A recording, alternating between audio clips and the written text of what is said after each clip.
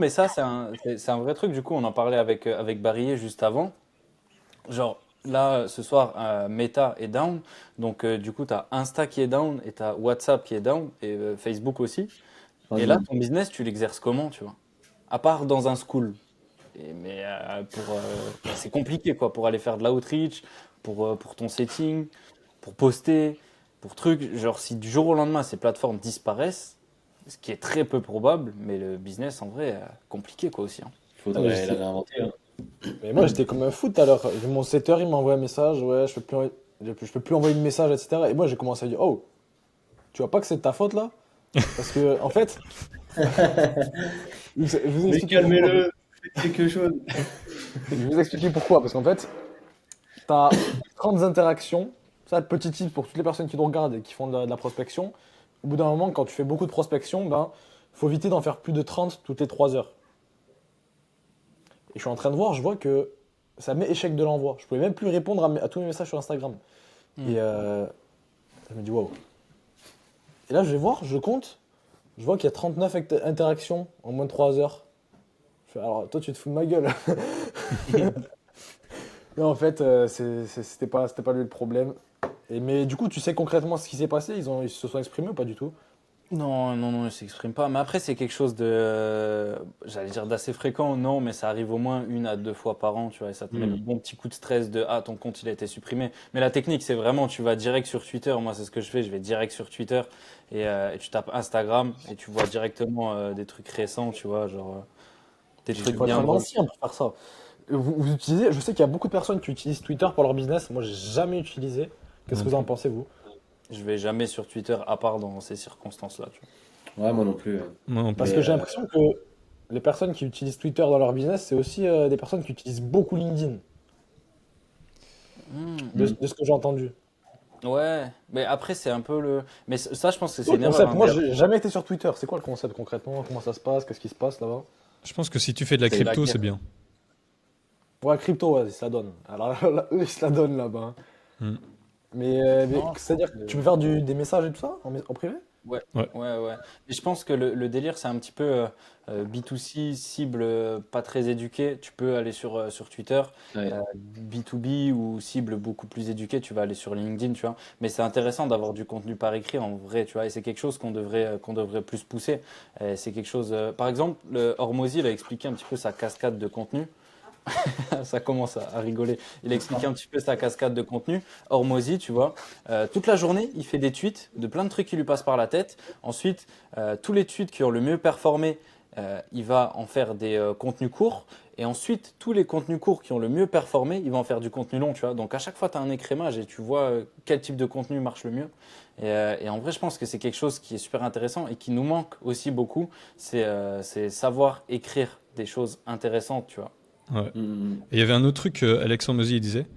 Il disait que si tu essaies de poster plus que 2 fois sur Insta par jour, bah en fait, c'est pas vraiment bon. Alors que sur Twitter, là, tu peux vraiment bombarder, en fait. Donc l'algorithme, il kiffe que tu donnes autant que possible. Moi, j'ai un Ouais, client à moi, totalement. il est à 14 réels par semaine et Mhm. ça bombarde, hein. Il fait des 10K vues, etc. Et sur des réels, c'est pas des réels où il fait. C'est-à-dire que son compte, c'est pas où il va se diversifier, où il va parler à sa communauté, c'est juste call to action. Toujours les mêmes réels. C'est quoi la niche? C'est coach sportif. Ok, si tu veux perdre du gras, hein, call to action. Et tous ces réels, 7000, 8000, 10 000 vues, 10 000 vues, 10 000 vues, 10 000 vues, 10 000 vues. Alors qu'il en poste 2 par jour. Mais après, ça va dépendre de ta stratégie de contenu, etc. Mais tu peux poster 2 contenus par jour sur Instagram. Je Et, sais que s'il en posterait que 7 au lieu de 14 par semaine, ben, ça diviserait réellement par 2 son taux de conversion. Mm. et c'est quoi cette Ouais. conversion sur TikTok au niveau de la qualité des leads? C'est pas Nul. sur TikTok. Ah, tu parles de TikTok, moi je parle pas de TikTok, les gars, je parle d'Insta. Ah ouais, ok. Ah, sur Bah, Ouais, pose TikTok, j'avoue. une je question poste sur même Insta, pas, ouais, c'est moi. intéressant de savoir. Quoi? TikTok, je poste même pas. Il y a qui poste sur TikTok en vrai, comme entrepreneur qui fait du coaching? Bah, Je l'ai Yomi désinstallé, Denzel. je sais même pas ce qu'il y a. Blanco. Blanco, je crois. Ouais. Blanco, ouais, Ben, il eux, a ils font débuté ça, je pense, sur TikTok. ils font ça pour la personal brand. C'est-à-dire que même les coachs sportifs, c'est intéressant. Ils font ça surtout pour la personal brand, pour que les gens ils les voient, même si c'est pas qualifié. Ouais, c'est ça. Il y a aussi Et un truc, justement, ton... c'est Vas-y. que tu peux flex. Tu vois, vu que c'est assez facile de prendre des followers, ensuite tu peux dire, genre, même si tu as 10K de followers sur TikTok, et genre seulement 1K sur YouTube, ensuite tu peux dire 11K cumulé, tu vois. Et du coup, tu peux un peu augmenter ta brand, comme ça. Ouais. La Mais pompe, la moi, pompe à vide. vous savez que c'est sur un ancien business, c'est ça qui m'a lancé, hein. En 2 semaines, TikTok, je postais du contenu de merde. Mais vraiment, je prenais mon téléphone, allez, je me posais devant une piscine, je vendais du rêve et je ramenais tout le monde sur Snap, à l'arrache, C'est un ça. business à l'arrache. Tout le monde sur Snap. Et là, j'ai une communauté engagée sur mon ancien business, j'ai une communauté sur Snap engagée de fou malade. C'est-à-dire que quand je vous dis, je postais une story, je recevais 150 interactions, mais c'est parce que c'est des business à la va-vite, tu vois. Et en fait, Insta, c'est bien, non, TikTok, c'est bien pour les business. Par exemple, automatisation TikTok. Tu veux faire du low ticket, tu peux faire ça. Même trading, affiliation de trading, c'est là-bas que ça se passe. C'est tous les business de merde. Bon, conclusion, on va faire un petit récap. Tous les business de merde, c'est sur TikTok. Les bons business, c'est sur Instagram et LinkedIn. Et Twitter, ben, on parle Et pas YouTube. d'eux, mais... Ah, YouTube. Ouais. Après, moi, je trouve que vraiment les mecs les plus chauds, ils se trouvent sur Instagram, hein. Après, ça dépend de ta niche, tu vois, mais un mec qui est ultra chaud, qui a de très gros résultats, ben, c'est souvent sur Instagram qu'il trouve le plus de leads. Après, Après, en sur du e-com, les mecs, B2B, par exemple, je connais beaucoup de personnes qui, sur du B2B, c'est beaucoup plus rentable sur LinkedIn, tu vois. Mais de manière générale, les plus gros entrepreneurs du marché francophone, ils sont pas sur du B2B. Après, à voir aussi, parce que là, on est un peu tous bridés dans le sens où, ok, par la vente, on doit avoir une conversation avant et pourquoi pas même un appel. Mais je pense qu'il y a des vidéos YouTube qui ont énormément converti sur juste de la formation. Boum, tu vas, page d'opt-in et ça vend. Mhm. Donc, je pense Antoine que ça BM, peut se taper hein, sur certains. Ça dépend le type de business. Tu vois, nous, on doit avoir de la conversation client, mais je pense que YouTube, ça peut énormément vendre sans qu'il y ait besoin de conversation client, quoi. Bah, tu mais vois. Ouais, vas-y. Antoine BM, c'est exactement ce qu'il fait lui, hein. Ça fait 7 ans, 8 ans, juste petite page de vente facile, c'est même pas des pages de vente élaborées. Il va sur Podia, il met sa formation, un petit texte en dessous et il vend, tu vois. Parce que derrière, sur TikTok, sur YouTube, il a 3 vidéos par semaine, 2 vidéos par semaine. Mhm. Mais par contre, il le disait, tu vois, et c'est le genre de créateur, c'est super compliqué parce qu'ils doivent être constamment en train de créer des mini-formations, constamment en train de créer du contenu, de se renouveler. Parce que va faire, ça fait 9 ans qu'il est dans le game, ou plus, va faire 3 vidéos par jour, 3 vidéos par semaine pendant 9 ans, à trouver les idées, etc. C'est super compliqué. Il y a des Ouais, vidéos c'est sur tous les domaines, sur comment créer une miniature, sur 10 000 trucs. Et surtout, il avait sorti une vidéo qui était très intéressante récemment, où en fait, je pense que c'était début septembre, où il disait justement qu'il se reconnaissait plus dans tout ce qui est l'infopreneuriat, business et tout ça en ligne. Et il s'est dit, bah, en fait, je vais faire du contenu que moi j'apprécie, que je veux faire. Et donc il fait ça, et il se tape des 200 vues, 200 000 vues, mais vraiment sur plusieurs vidéos, hein. Et ensuite, là, il vient de faire une vidéo. Il fait, bah écoutez les gars, j'ai fait 200K, mais mon business a moins marché. Et donc il fait, bah en fait, là, mon but, c'est juste de faire même des 2000 vues, ça va. Mais en fait, je vais juste essayer de changer le format dans le sens où je vais faire je vais continuer de parler de tunnels de vente, mais du genre, je vais le faire dans des localisations, dans des paysages qui vont être différents dans le background, tu vois. Et du coup, là, il fait des vidéos où tu as la plage, et voilà, tu vois. Il a Donc, commencé sur c'était ça, assez hein. intéressant. Quoi? Il a commencé sur ça, ses vidéos c'était sur la plage, sur des trucs qualité de merde, mais ça convertissait, et même Christopher Wangen il le disait. C'est-à-dire que au tout début du coaching en ligne, c'est juste tu te posais sur la plage ou tu te posais dans un bel endroit et les gens ils t'enviaient juste pour ça. T'avais pas besoin d'avoir de la qualité caméra, qualité T'as regardé les gens, toi. éclairage. Ouais, J'ai regardé aussi. Ouais. C'est et qui ça m'a trop fait penser le du coup à premier? Ouais. Christopher C'est qui? Wangen. Non, non, le premier formateur que vous avez découvert. Antoine, ah, Putain, bonne question. bah, moi je crois que c'est Ouais. c'est un petit peu comme tout le monde, c'est Amy Denzel, hein, je crois. Français, genre? Ouais, bah le premier sur lequel t'es tombé dessus et que t'as commencé à saigner les vidéos, quoi. Moi j'ai Toi, c'est jamais Yomi saigné les alors? vidéos. Vous avez déjà saigné les vidéos à quelqu'un? Moi, j'ai jamais saigné Ouais. les vidéos. Ouais, moi Ouais, aussi. ouais. Ouais, mais pas sur du contenu business, en vrai. Non, moi sur rien en fait. Moi je regarde juste vite fait en fait. J'ai jamais saigné une personne jusqu'à être Ok. fan de lui, tu vois. Si, si en vrai, si, il y a un mec en IMO, mais je suis tellement un salaud que j'ai même plus son nom. Pourtant, il faisait du contenu de fou, mais je me souviens plus de son nom. Et sinon, ouais, je pense Yomi aussi, hein. Ok. Et Toi, toi, c'est Gab? toi, c'est qui, toi, le gars, Paul? Alors moi, le premier sur qui je suis tombé, c'est Cédric Anissette.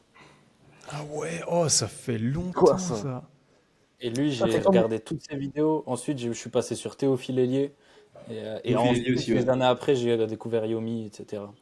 Théophile, ouais, c'est vrai. Attends, Cédric Anissette, Mais lui, il avait une Lambo orange, non? c'est ça, c'est quitter la rat race, Yes Papa, tout ça. Ça fait Ah non, moi longtemps. je sais qui c'est Tom sur Snap, les gars. Ah ouais? Ouais. Mais Non, je rigole. ça fait pas si longtemps, hein. Ça fait pas si longtemps qu'il est dans le business. Non, il est pas dans le business, il est dans le. Mais du coup, attends, Gab, tu t'allais dire quoi? Juste avant que. Moi, le premier, enfin, en fait, c'était vraiment les basiques. Donc, c'était les grandes Cardone, Gary Vee, Tai Lopez, Bia Heza sur le marché anglophone, enfin, marché US. Et ensuite, Yomi Denzel, t'en avais plein d'autres aussi, Lucas Biver. Et ensuite, le gars que j'ai vraiment saigné, c'est Iman Gadzhi. Là, en fait, je voyais, en Ouais, fait, même début 2019, tu sais, je le voyais où il faisait des réunions avec ses élèves, où il faisait une sorte de soirée. Et j'étais là, lui, il a compris un truc où je le voyais vraiment, il avait compris comment créer un sorte de culte. Je te jure, tu voyais les gars dans cette soirée, et le gars, il avait un charisme, et tu voyais qu'il arrivait à motiver les gars. Enfin, j'étais là, putain, mais lui, c'est bon, quoi. Tu vois, si j'aurais pu acheter des actions d'Iman Gadzhi, mec, j'aurais acheté directement. Tu vois. ah bah, grave. Mais il est trop C'est fort, quoi hein. c'est quoi les facteurs principaux qui font que Iman Gadzhi est le number one aujourd'hui, vous pensez? Bah déjà, de un, pendant Alors, longtemps, il l'était pas, hein. Ouais, C'est, son histoire, je pense, ouais. il stagnait mais beaucoup, hein. Mais vas-y, c'est Paul. quelque- Ouais. c'est aussi un phénomène un petit peu, tu vois, ceux qui sont devenus vraiment énormes, en fait, leur personal brand, ils se sont servis de quelque chose déjà existant. Je m'explique. Tate, il fait un parallèle avec Matrix, etc. Iman, il fait son parallèle avec James Bond. Et tu vois, en reprenant plein de trucs comme ça, eh bien, en fait, il va s'associer à un personnage qu'on connaît tous, que Hollywood nous a matraqué pendant des années. Donc, en fait, ça nous paraît totalement normal, tu vois. Et c'est assez simple d'idolâtrer James Bond, et lui va reprendre un petit peu des codes de tout ça, des musiques, tu vois. Il utilise souvent du Skyfall, de Adele, des choses comme Ouais, ça. Et ça te fait rentrer directement dans cet univers que Hollywood a pris des années à construire. Donc ça, je pense, c'est quelque chose d'intéressant aussi de s'associer un petit peu à un univers de cinématographique. et est-ce que ça, c'est un détail? Ou est-ce que selon toi, c'est la raison qui fait que Iman, c'est Iman aujourd'hui? En soi, le mec, il est juste constant, en fait.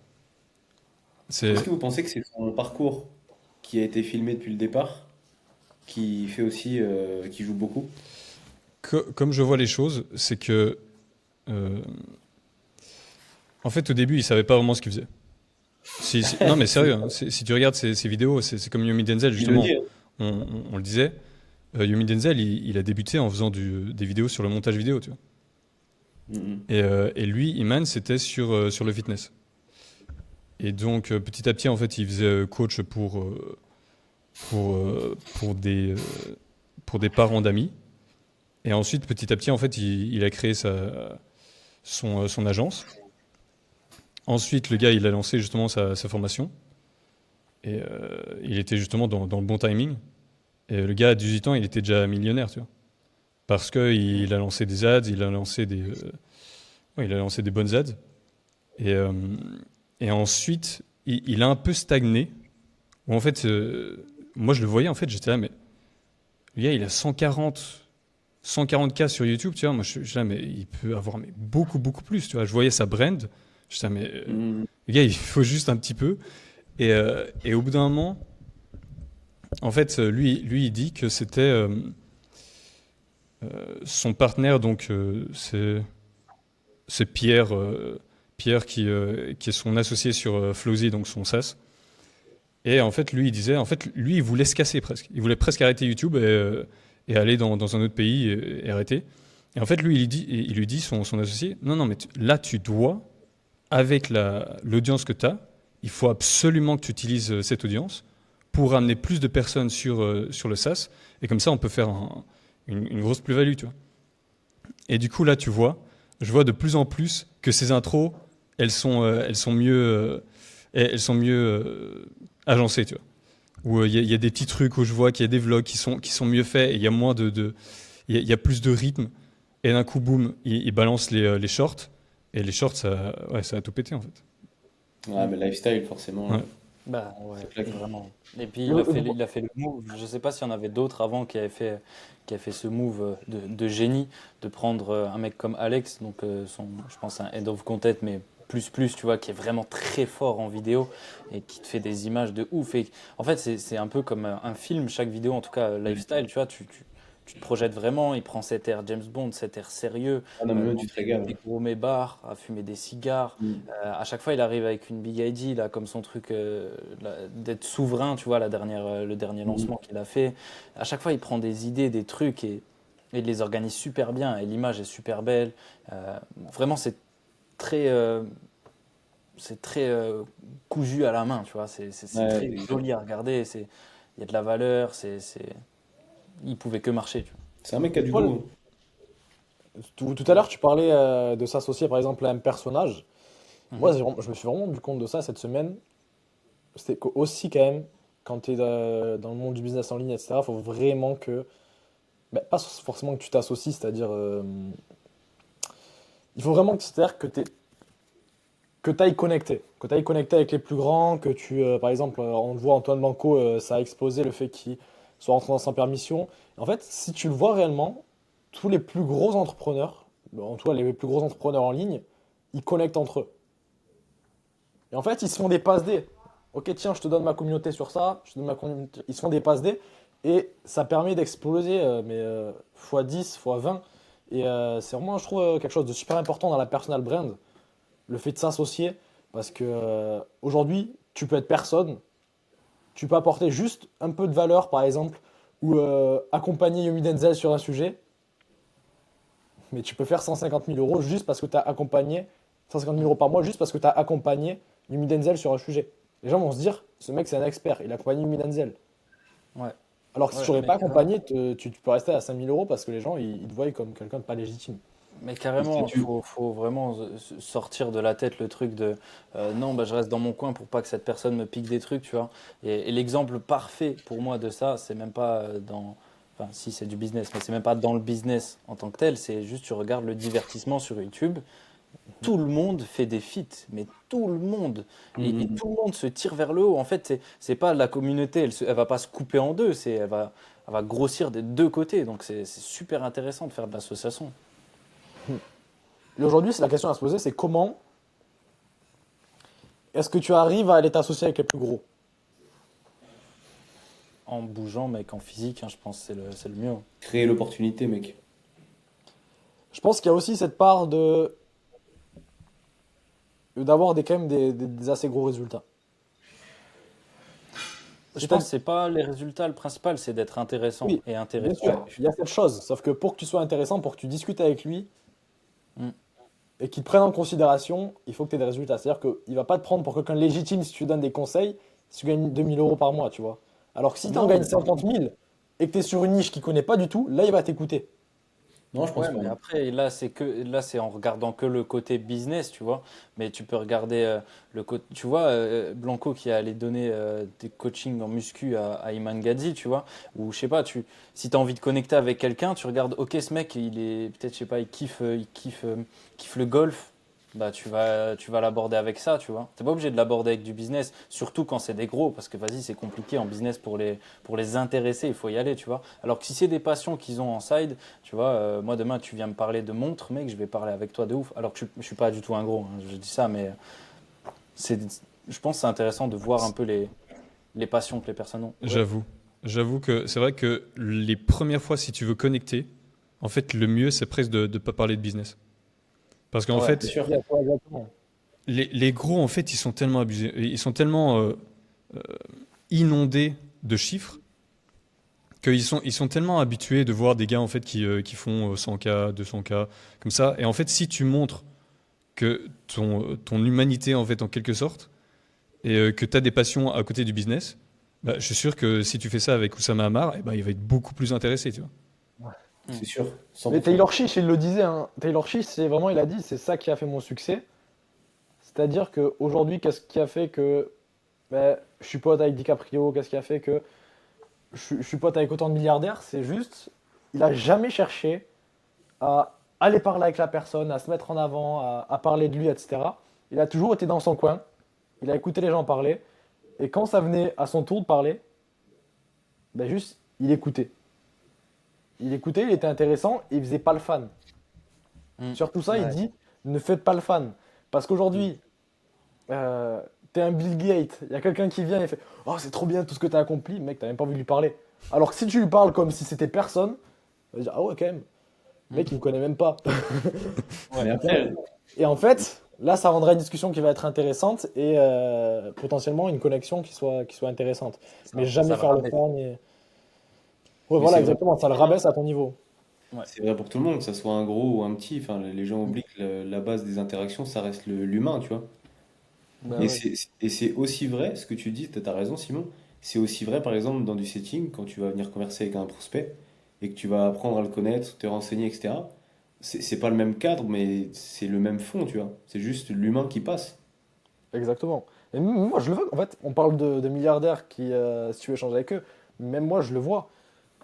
C'est-à-dire que quelqu'un qui vient me parler et qui me dit, oh, c'est trop bien ce que tu fais, j'aimerais trop ce que tu vas faire, etc., etc., je vais pas parler et avoir les mêmes discussions avec lui que quelqu'un qui connaît pas du tout ce que je fais, qui est peut-être dans le domaine de l'immobilier, et on va échanger sur l'immobilier, on va échanger sur plein de choses. Alors que le mec qui vient au moi, il me dit, ouais, trop bien, comment est-ce que tu as réussi à faire 10 000 € par mois? Ben, je vais être là, ok, super. Et en fait, il va juste me poser des questions sur comment faire 10 000 € par mois. Du coup, En Mec, fait, j'en ai assez des coachings, tu vois, arrête de parler de ça en dehors du taf, tu vois. je pense que les interactions pertinentes, elles reposent sur un échange, tu vois. Il y a un échange Exactement. de valeurs, ouais, de valeurs, tout simplement. Ouais. Les gars, est-ce que vous avez eu un. On est tous du coup entrepreneurs. Est-ce que vous avez eu un déclic où c'est venu au fur et à mesure que vous avez dit vous voulez devenir entrepreneur ou vous voulez exercer une activité en ligne ou quoi que ce soit? Moi, pas vraiment en fait. C'était pas vraiment un déclic, en fait, c'est venu assez naturellement. Je suis salarié, moi, en fait. Non mais, non mais en fait, pour moi, c'était venu assez naturellement. En fait, je pense que j'ai eu de la chance de regarder YouTube. Et en fait, je suis juste tombé naturellement j'ai toujours aimé le business en fait. Tout ce qui est business en ligne, tout ce qui est marketing. Et donc, Quand t'avais bien 15 ans, évidemment. tu aimais le business? Quoi? Quand t'avais 14 ans, t'aimais le business?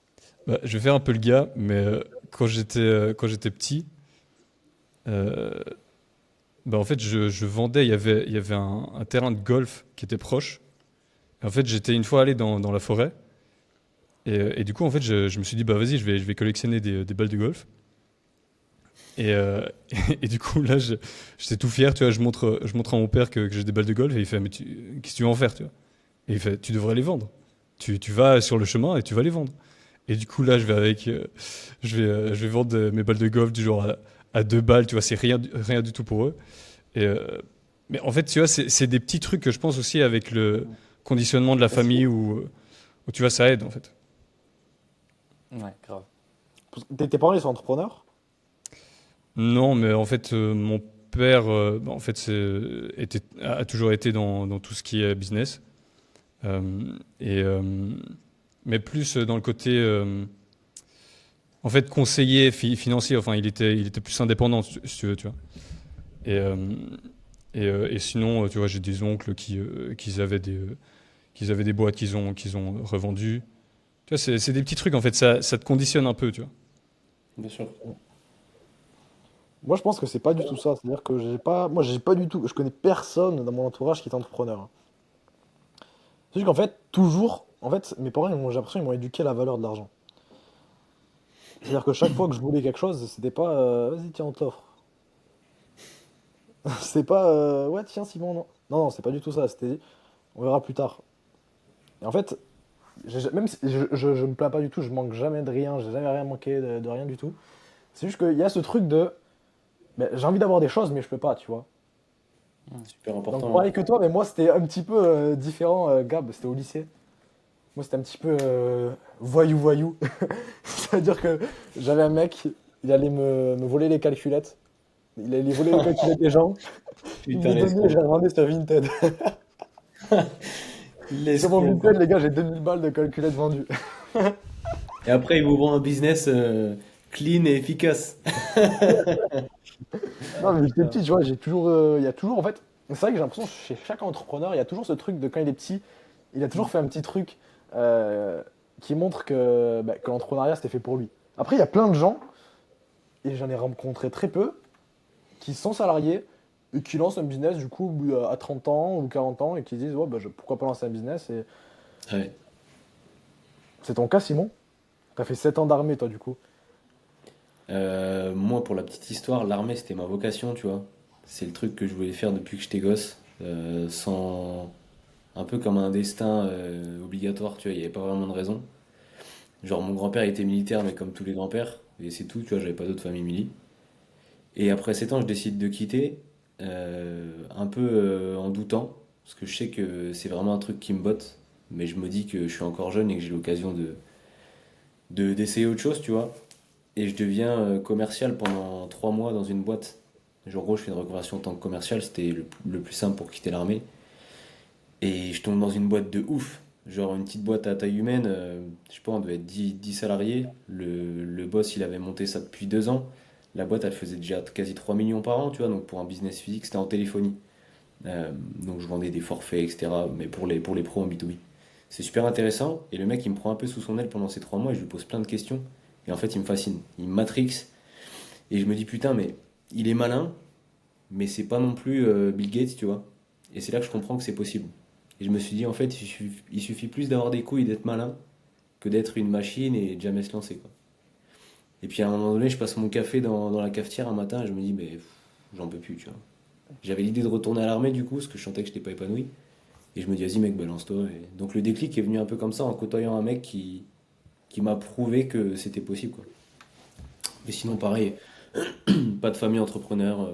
Et Tu me avant, diras si ma mère elle a monté deux trois trucs, mais ça c'est vautré après, donc. tu Exa- as déjà pensé, même quand tu étais à l'armée, tu t'as jamais pensé à. Non mec, non non non. À un moment donné, j'avais plusieurs tafs. Quand j'étais à l'armée, j'avais trois tafs à un moment. Ah, mais Euh, l'armée, c'est pas toute la journée?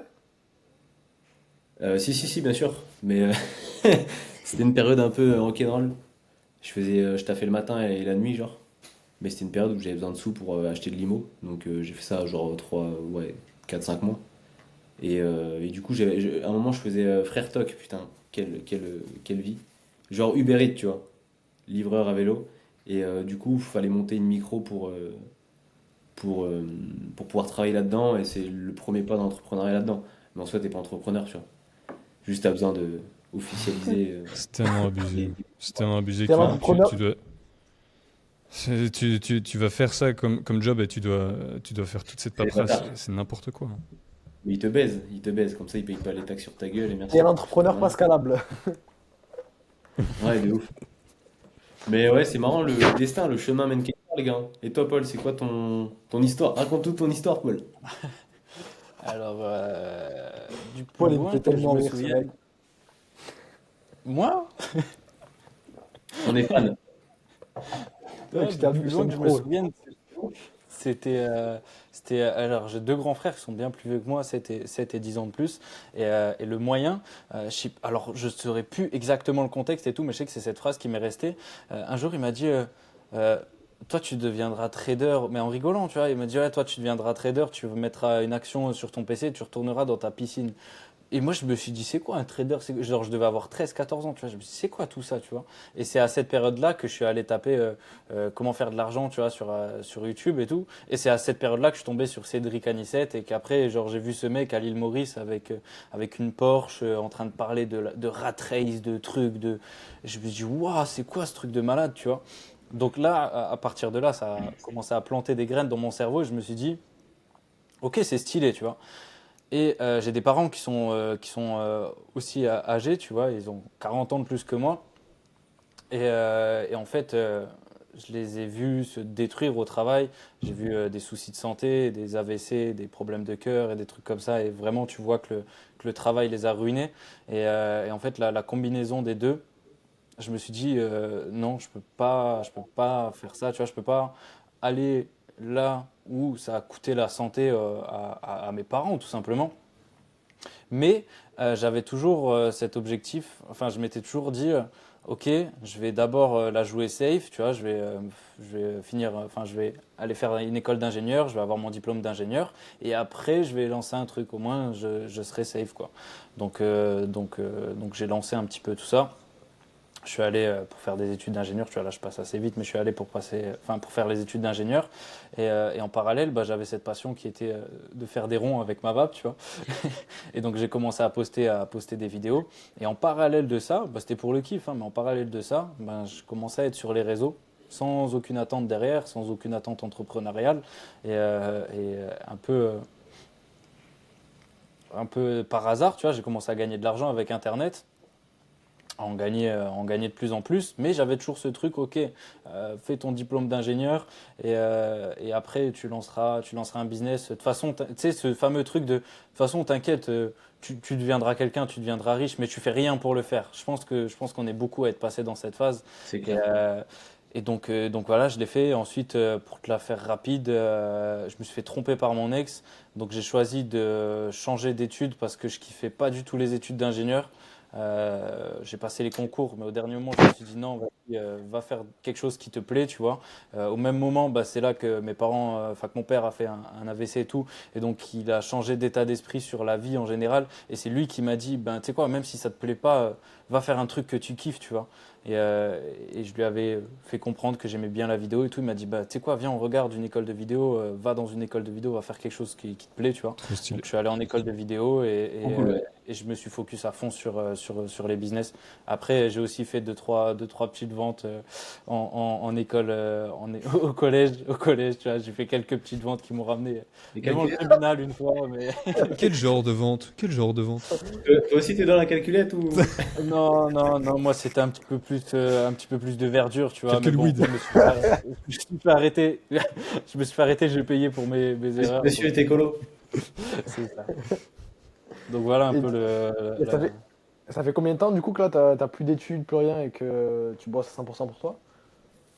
Bah, ça fait depuis cette rentrée scolaire que je suis plus en études, mais ça fait 2 ans, 1 an et demi, 2 ans que je fais des très bons salaires tous les mois, quoi. Et je faisais ça en parallèle de mes études, mais je voulais quand même, je sais pas, en fait, je voulais pas arrêter mes études de vidéo parce que c'est quelque chose que je kiffais en fait, tu vois. Et limite, dans ma semaine d'entrepreneur où j'avais des trucs un peu chiants à faire, parce qu'il faut remettre en contexte, j'avais environ que 2 jours de cours par semaine aussi, tu vois, donc ça va. Dans cette semaine, ben, ces 2 jours de cours, en fait, c'était cool, tu vois. Genre, j'allais voir mes potes et j'allais apprendre des trucs qui allaient me resservir ben, dès que j'allais rentrer chez moi et reprendre ma caméra et commencer à filmer des vidéos et faire de la création de contenu. Donc voilà. Donc voilà, ouais, ça fait pas si longtemps que ça que je suis full entrepreneur. Mais j'ai fini mon diplôme et après, j'ai pas été chercher de taf, quoi. Belle histoire, hein. Honnêtement, Moi, ce qui est bien dans ton histoire, c'est que comment dire, tu mets en avant les hauts et les bas. Tu nous parles aussi des bas qu'il y a eu. Mm. Et c'est là que je pensais à ça dernièrement. Je me suis dit que putain, en fait, la vie, c'est un putain de chemin. Genre, tu vis certains trucs très cool, très très moins cool. Mm. Et en fait, genre, si t'avais pas vécu tout ça, le bon et le moins bon, tu serais pas là aujourd'hui. Et c'est quand même une dinguerie. On est souvent, en plus, en tant qu'entrepreneur, je pense, dans une situation où on essaye de tout maîtriser, tu vois. Voilà, d'établir souvent des stratégies, d'avoir une vision sur l'avenir. Et c'est ouf quand même de parfois rester humble là-dessus et de se rendre compte qu'il y a tellement de choses qui dépendent pas de nous, Ouais. qui au Et final c'est nous bien. emmènent où on va arriver. Enfin, comme on disait l'autre jour, j'ai l'impression qu'il y a deux sons de cloche, genre d'un côté t'as le côté stratégie, vision, où tu dois tout prévoir, et puis de l'autre côté t'as la vie qui peut te rattraper, tu vois. Où est la vérité, où est le milieu dans tout ça, c'est un peu complexe parfois de le trouver. Mhm. Mais c'est, voilà. Ouais, mais Donc, totalement. Mais de toute façon, les périodes, je sais pas si vous, bah, c'est même pas une question qui se pose, c'est sûr. Mais les périodes où tu as un petit peu de la merde qui t'arrive, vraiment, t'es submergé de merde, bah, c'est les périodes, au final, avec du recul, qui t'ont le plus appris et tu te dis, putain, heureusement que c'est arrivé, tu vois. Même si sur le moment, c'est vraiment pas cool du tout. ouais, de ouf. C'est c'est la réflexion que j'ai fait à un élève hier. C'est-à-dire qu'aujourd'hui, il y a souvent des personnes qui disent tu apprends de tes échecs. Ouais. Sauf qu'il y a très peu de personnes qui apprennent de leurs échecs. Parce qu'ils Ouais. vont pas venir analyser concrètement d'où vient l'échec, etc. Donc c'est pour ça que c'est super important de faire une introspection quotidienne. Par exemple, même sur ta journée, tu peux faire une petite introspection sur ta journée. Ok, qu'est-ce que j'ai fait? Est-ce que ça m'amène vers mon objectif? Si oui, pourquoi? Comme ça, je peux le mettre en place demain. Sinon, pourquoi ça ne m'amène pas vers mon objectif? Qu'est-ce que je peux mettre en place? Qu'est-ce que je peux améliorer? Et en fait, réellement, à chaque fois que on est dans un moment de bas où il y a eu des choses qui n'ont pas trop fonctionné, s'introspecter et comprendre pourquoi. Comme ça, on apprend réellement de ses erreurs. Et c'est pas juste, ouais, j'ai fait une erreur, ouais, j'ai appris de mon erreur comme ça. Non. C'est réellement faire une introspection pour apprendre de ses erreurs et même quotidiennement s'introspecter parce que très peu de gens le font. Et même, c'est un travail qui est compliqué à faire. Donc Après, je voilà. pense que erreur et échec, c'est deux choses différentes. Ouais. Ouais, Genre, ouais. l'échec, c'est quand tu te prends le gros mur dans tes dents, tu vois, et tu l'as bien pris dans les dents et ça t'a bien calmé. Là, mon gars, t'es tellement dans la merde que t'en tires des leçons comme pas possible. Et en général, Mhm. en plus, tu les comprends pas spécialement sur le moment. C'est comme si tout se faisait naturellement, je pense, et c'est plus tard que tu te dis putain, mais oui, tu vois, Ouais. tu refais le film. Mais c'est une folie. Il y a un truc qu'on maîtrise pas, qu'on pourra jamais maîtriser, c'est vraiment une folie. Bah, En c'est vrai, ça. ouais, l'échec, c'est sûr que quand tu te ramasses doucement, parfois, c'est dur de prendre conscience Mm. de ce que tu as fait de bien, ce que tu as fait de mal, etc. C'est ça. Mais t'as Et il y raison a sur l'introspection, ouais, c'est fondamental. Il n'y a pas que le côté entrepreneurial, il y a aussi tout ce qui peut arriver à côté, tu vois, comme j'ai mentionné, par exemple, une rupture ou un truc comme ça, tu vois, en soi, d'un point de vue extérieur, tu peux te dire, ok, j'ai pas d'introspection à faire. D'ailleurs, ça, c'est un conseil qu'on donne souvent et je me rappelle encore une fois d'une conversation, tu vois, au moment où je viens d'apprendre toute la vérité, tu vois. Alors, des potes, je crois, ils me disent, ouais, non, mais t'inquiète, c'est pas de ta faute, tu vois. Et ce truc-là, je l'entends trop souvent lorsqu'il y a des ruptures, mais je Mm. pense que, enfin, en tout cas, moi, comment je l'ai géré, c'était pas le meilleur conseil parce que là où j'ai commencé à vraiment à prendre énormément de positif là-dessus, c'est que je me suis dit, bah, c'est entièrement de ta faute. Qu'est-ce que tu faisais, qu'est-ce que tu as fait pour ne pas être une personne suffisante pour cette personne, tu vois. Et c'est là que tu te dis, ah ouais, ok, mais j'avais ça, ok, bah, je fumais de la beuh, je buvais beaucoup d'alcool, je faisais la fête, j'avais pas confiance en moi, j'étais pas heureux du tout. Bah, en fait, tu te dis, bah si, c'est de ma faute, tu vois. Enfin, genre, qui a envie de sortir avec la personne que j'étais, tu vois. Et là, tu te rends compte, ok, en fait, non, tranquille, enfin. Donc le c'est pas de ta faute, je suis pas tout le temps d'accord. Bon après, il y a des personnes qui Moi, sont très mauvaises et des choses comme ça, mais il y a toujours un Tout truc est de ta à faute essayer dans mon de Il y a un sens. timing T'as aussi, je raison. pense. Il y a un timing, Mm. tu vois, genre dans les jours qui suivent, je pense que si t'as un pote qui subit ça, moi je pense que j'y vais mollo, tu vois. Oui, Tu vas pas en oui, mode, oui, non, mec, je pense que c'est de ta faute, parce que si, tu vois, non, Lève-toi, cours. c'est vrai, c'est vrai. Non, il y a une question de timing, il y a une question de timing. Je pense que ça peut faire du bien sur le moment, mais après ça dépend de chacun aussi, tu vois. Limite, tu m'aurais dit, ouais, mais regarde, genre tu me mets face à mes responsabilités. Bah après, c'est des trucs enfin, que tu peux que expérimenter par toi-même, je pense, dans le sens où personne n'est au courant de cette situation profonde, de qui tu es et ce que tu fais vraiment, tu vois. Donc en vrai, c'est vrai que tu as raison, je pense qu'on est un peu la seule personne à pouvoir prendre du recul là-dessus, mais on peut s'informer pour essayer de prendre ce recul, justement, tu vois. Hmm. et il y a des gens qui disent, c'est-à-dire que quand tu vas avoir un moment ou un problème ou quoi que ce soit, qui disent, ouais, faut essayer de voir le positif. Mais moi, en fait, je sais pas vous, mais moi, c'est inconscient. À chaque fois, j'essaye vraiment de voir le positif. C'est-à-dire, ok, ma copine m'a quitté. Bah ok, tranquille, ça veut dire que je vais mettre plus de temps dans mon business, je vais gagner plus d'argent, tu Mm. vois. Ouais. Et Mm. moi, Ça, c'est c'est bien. réellement comme ça que je pense, hein. C'est un message. Mais tu vois, Un attends, message à passer.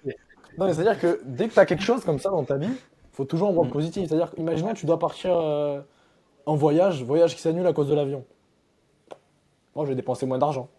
Et Exemple, ça tu se trouve, vois. l'avion, il se serait craché.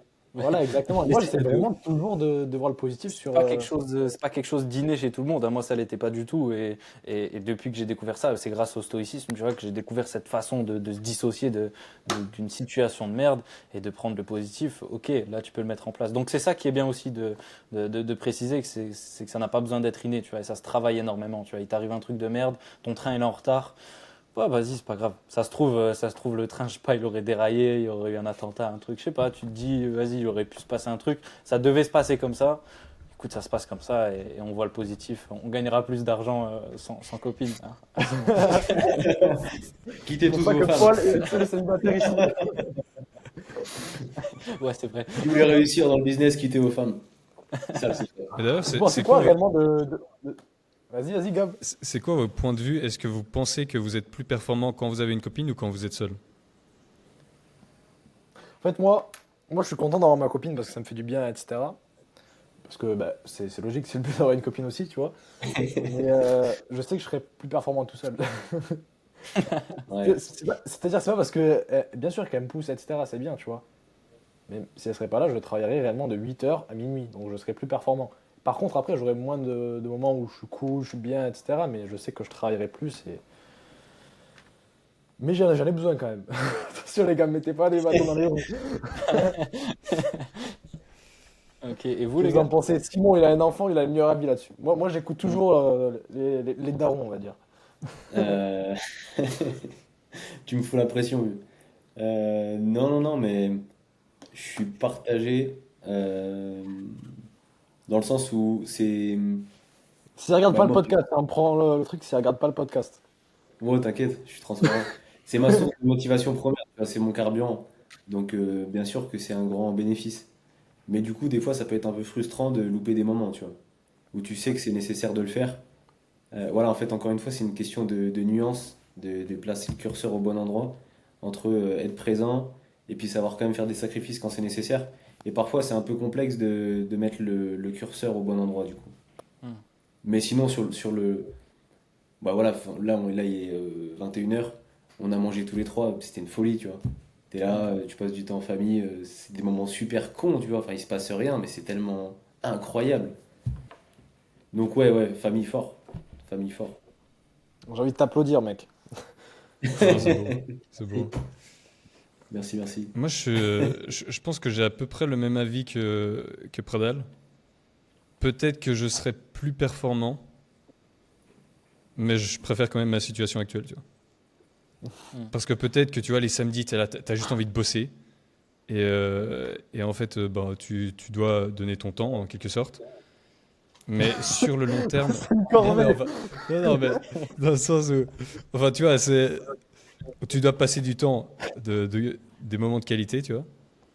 Ouais. Mais je pense que sur le long terme, c'est vrai que c'est ces moments que tu t'en souviendras, tu vois. Donc, il faut aussi créer ce genre de souvenirs. Ouais. C'est vrai que ça, c'est vrai, hein. C'est des moments où on s'en Il n'y a souviendra. pas Par que la exemple, performance. je sais que ce que j'ai fait aujourd'hui sur Canva, je m'en souviendrai pas dans 6 ans. Peu probable. Ah non, c'est vrai. Et toi, Paul, Et du toi, coup? Paul? Bah, moi, j'ai pas de meuf, du coup. Mais Je non, suis mais riche. non, je suis pas riche, mais je pense que j'aurais pas fait autant d'argent avec une meuf, c'est sûr. De toute façon, qui peut te dire le contraire en vrai, tu vois, Ouais, c'est ouais, non, parce automatique. que en plus, je kiffe trop faire des cadeaux, des trucs comme ça, donc je peux avoir la carte très très facile, tu vois, c'est ça le problème. Non, mais en gros, je pars aussi un peu de ce principe de, pour le moment, tu vois, je suis jeune, j'ai 22 ans, c'est pas mon focus principal. En tout cas, je suis pas arrivé à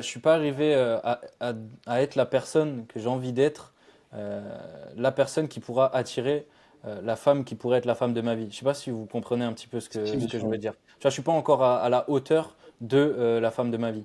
Dans ma tête en tout cas, tu vois. Donc je me dis pour le moment je travaille sur moi-même parce que je reviens Ce un serait petit quoi, peu être à hauteur? de loin sur plein de choses, mec, que ce soit financier, physique, spirituel, tu vois, super important. Vraiment sur tous les aspects de ma vie que j'ai envie d'améliorer, tu vois. Donc pour le moment, c'est vraiment pas du tout le focus. Et un gros travail sur moi-même, je pense, qui était très nécessaire et que cette ancienne relation m'a fait réaliser, tu vois. C'est intéressant. Je suis tout à fait d'accord. Ça me fait penser en fait à une citation enfin une citation. C'était Greg Dossier. Je sais pas si vous connaissez le youtubeur. Non. Euh, Non. et si tu veux, lui, il disait, il est dans le dev perso. Et il disait en fait, justement, il avait une vidéo sur les relations et il disait en fait que t'as pas besoin d'être parfait pour commencer à dater des meufs. Donc, Ouais, ok. C'est comme dans le enfin, tu vois, business. moi je comprends tout à fait ton point de vue et je suis tout à fait d'accord dans le sens où en fait, il faut en effet faire un travail sur soi pour que quand tu vas de nouveau dater ou comme ça et que tu auras l'énergie pour ça, eh ben, tu as une certaine aisance en fait. Mm. Tu te sens à l'aise avec des femmes qui t'attirent vraiment, tu vois. Mais après, moi, j'étais longtemps dans ce truc où il faut que j'attende, il faut que j'attende. Et voilà, ça peut être un petit piège, tu vois. Mais après, t'as 22 ans, mec, c'est bon. Ouais, ouais, non, mais c'est vrai que ça peut être un piège, tu vois. Et en soi, c'est des sujets super intéressants, je trouve. Genre, alors je parle pour les hétéros. À quelle place a la femme, tu vois, dans la vie d'un homme? Je trouve que c'est assez intéressant de plonger là-dedans et de voir, limite, est-ce que tout ce qu'on fait, tu vois, c'est pas pour une femme au final, avec une famille et tout qui va derrière? Bien sûr. Est-ce que ça n'a pas un lien, tu vois? Bah, bien sûr aussi. Tu vois, les plus grandes personnes de ce monde sont tombées pour des femmes, des choses comme ça, tu vois. Il y a des... Sans la vraie, la femme est là, hein. Nous, on est là, nous, on est des misérables, les gars, hein. Les femmes sont là, hein. Mm. Bah, le but, C'est pour ça c'est que... d'essayer de renverser la tendance un peu. Mais, enfin, en fait, Comment ça? non, Comment mais, ça? Sur la cuisine, c'est Fais un ça que tu veux dire? escalier, tu Ah, fais merde. un escalier inversé. non, non, mais ce que je veux dire, c'est que bien évidemment que la motivation, la plus grande motivation des hommes, c'est les femmes, tu vois. Que ce soit ta copine ou ta future femme ou Ou ta mère, ouais, exactement, ta mère, ta frère. fille. C'est des moteurs de fou, tu vois. Mm. Gars, je suis La en train de penser Lambo, à un truc. quoi? Je suis en train de- Putain, je me tape une barre dans moi parce que je suis en train de penser à un truc. En fait, j'ai un élève, il a trop tendance à être déconcentré. Et je viens d'avoir un flashback il y a 3 jours. Il me fait un partage d'écran parce qu'il avait montré des documents sur son WhatsApp. Attention, Tinder, attention, tenez-vous bien. Vanessa Tinder. J'ai vu 6 meufs, Vanessa Tinder, Georgina Tinder. Je fais oh, Ah, enculé. Un chasseur, un C'est pour ça que chasseur-cueilleur. j'étais pas concentré en fait. c'est vrai, hein, il y a ce truc de, c'est très dangereux, je pense. En tout cas, bon, Gab, je pense que toi, t'es plus du tout dans cette phase, à l'âge qu'on a, Pradal et moi, c'est, on le voit très bien, les jeunes de notre âge, dépenser énormément d'argent alors qu'ils n'en ont pas énormément dans des choses pour plaire aux femmes, pour paraître riche, pour paraître cultivé, pour paraître, toujours paraître. Et je trouve que c'est dangereux, tu vois. Vraiment, c'est les dernières fois que j'étais en boîte, tu vois, c'est des choses que j'aime pas forcément faire, aller en boîte. Peut-être dans certains pays, c'était stylé, mais en tout cas en France, dans la région que j'habite, je trouve ça, genre limite, ça me met hors de moi de voir toutes ces personnes claquer des sommes fulgurantes pour poser des bouteilles je sais pas, rien que 200 euros une bouteille. Je trouve ça ouf, tu vois, qu'une bouteille qui coûte 20 balles, avoir des fausses Rolex, faire des crédits pour acheter la dernière Merco, la dernière BM. Après, c'est des parcours de vie de chacun et tout. Je juge pas, je juge un petit peu, mais, mais j'essaye de pas trop Tu juges juger. fort, tu juges fort. Mais mais je me dis, sur une vision un petit peu plus long terme, tu vois, il y a tellement mieux à faire. Et après, ça se trouve, demain, on se prend un bus et eux, ils auront kiffé, et pas moi, mais je sais pas. Je sais Non, pas mais quelle est votre vision là. Ah je ouais, juge cette fort phrase, comme les gars. On va revenir sur cette phrase parce que t'as dit, on se prend un bus. On va revenir sur cette phrase, les gars. Vous pensez quoi des personnes qui vous disent, ouais, tu profites pas de ta jeunesse? Parce que moi, j'ai des personnes qui me disent ça. Tu profites pas de ta jeunesse parce que je fais de l'argent, parce que je bois pas d'alcool, parce que je fume pas et parce que je sors pas en boîte. Mm. Est-ce qu'on peut parler de ces personnes-là, s'il vous plaît? Parce que elles croient vraiment que je profite pas de ma jeunesse pour ça, tu vois. Alors que moi, ce qui me fait kiffer, mec, c'est juste de travailler comme un con toute la journée, tu vois, d'avoir des résultats et juste d'aller faire un petit resto avec ma copine, tu vois. Ça me fait Ouais, mais beaucoup regarde, plus kiffer. est-ce que toi, dans ta position, tu te permettrais de dire à quelqu'un qui a une vie différente de la tienne que Non, ce qu'il fait, c'est pas aligné avec son bonheur, etc. Tu non. te Mais permettrais ça, pas de le faire, j'imagine. Tu vois, ma réponse c'est non, et ça c'est vraiment vrai, parce que je vois d'où veut venir ta question. C'est que toutes les personnes qui vont critiquer les autres, qui vont leur dire ouais, tu profites pas assez, c'est qu'elles ont vraiment un mal-être au fond d'elles. C'est-à-dire Mais qu'elles se bien sentent sûr, pas. bien sûr. Mais vraiment, hein, elles ont un mal-être au fond d'elles, ou tu vois, ouais, pourquoi tu dépenses tous les week-ends? Mais pour me faire plaisir, non mec, c'est juste pour prouver, tu vois. T'as pas one, et tu vas dépenser 1000 euros en boîte. Mais vous Vraiment. savez que toutes les personnes que je connais qui sont au carré, et qui payent des sommes astronomiques, elles ont pas one. Et ça fait 10 ans Ouais, qu'elles font ça. c'est Bien quelque sûr. chose de très commun, de très courant. Et ce que tu étais en train de dire, ça me fait penser je sais pas si vous aviez vu une vidéo avec Angel Fivez, je sais pas si vous voyez qui c'est, mais à la fin de la vidéo, il lâche une petite masterclass et il dit euh, tu parles d'argent, tu penses argent matin, midi et soir, mais tu as décidé de fuir ça, de fuir tes responsabilités parce que tu es un lâche tout simplement, tu vois. C'est de la lâcheté, bien sûr. Donc tu dis que l'argent c'est mauvais juste parce que tu es un lâche et tu veux pas assumer tes responsabilités. C'est comme, L'argent c'est la liberté, c'est plein de choses. Toi si tu peux profiter de ta femme et de tes enfants, aller au resto ou manger un truc avec, c'est grâce à de l'argent. Tout tourne Après ça autour. reste un outil, hein. C'est pas le papier en tant que tel, c'est l'outil argent et ce qui permet de faire. Loin de moi de dire que l'argent en tant que tel rend heureux. Ce serait comme dire cette tasse, tu vois, c'est un outil, ça me sert à boire, c'est con que ça me rende heureux, tu vois. Ouais. Mais ce que ça permet, en tout cas, ça contribue au bonheur. C'est vrai, bien ça c'est sûr. une question. Ça me C'est fait... une question bête à poser ici, mais est-ce que l'argent fait le bonheur? Non, mais ce que disait Prada aussi, ça me faisait penser à un truc où, en fait, quand je sortais à l'université, et en fait, moi, je buvais pas, en fait. Et en fait, les gars, ce qu'ils faisaient chaque fois, c'était ah, tu bois pas, allez, vas-y, juste un verre, juste un verre. Et moi, je dis non, non, c'est bon. Les gars, ils insistent. Allez, t'es pas drôle, vas-y, juste un verre, vas-y, c'est bon. Troisième fois, je dis non. Et au bout de la troisième fois, les gars, je vois dans leur regard qu'en fait, ils comprennent que c'est possible de dire non. Et là, Ouais, d'un coup, de ouf. qu'est-ce qui se passe? Les gars, ils me disent non, mais tu sais, de toute façon, moi, je bois pas beaucoup. Et du coup, en fait, ils sont en train de se justifier à moi-même. Moi, je dis rien du tout, je les juge pas du tout. Et les gars, en fait, ils sont en train de se dire putain, mais. Et j'ai eu ça, mais tellement de fois où les gars, ils sont là. Putain, mais en fait, c'est possible de résister à la pression sociale de dire non, tu vois, à l'alcool. Hmm. C'est un truc de C'est vrai fou. que ça, c'est un gros sujet, hein. Savoir Ouais. dire non, c'est un très très très gros sujet. Et je me le suis marqué pour encore cette semaine. En fait, si tu sais pas dire non, tu peux pas prioriser sur plein de choses. Mm. C'est-à-dire que tu vas donner ton énergie sur plein de choses qui ben, sont pas réellement alignées avec tes objectifs. Exemple, parce que je parlais avec qui, je sais même plus avec qui je parlais. Voilà, c'était un appel de closing. C'est un appel de closing. Le mec, il me dit, ouais, mais moi, le problème, c'est que je vais aider mon père tout le temps. Il vient me voir le soir. Il me dit, ouais, faut que tu peux venir m'aider au chantier, tout ça. Il me dit, je vais l'aider tous les jours. Je fais, ok. Concrètement, c'est quoi ton objectif dans la vie par rapport à ce que tu m'as dit tout à l'heure? Ouais, ben c'est d'avoir une activité entrepreneuriale, tout ça, tout ça, tout ça. Et en fait, le mec, juste parce que son père il vient lui dire tous les soirs, en fait, il faut savoir trouver un équilibre. C'est pas juste le dire non et faire le matrixer, non, non, je travaille. Non, c'est savoir ben, donner du temps pour son père, ok, mais savoir dire non. Non, là, je dois travailler pour moi. Que ce soit ton père, que ce soit ta mère ou que ce soit, non, là, je dois travailler pour moi.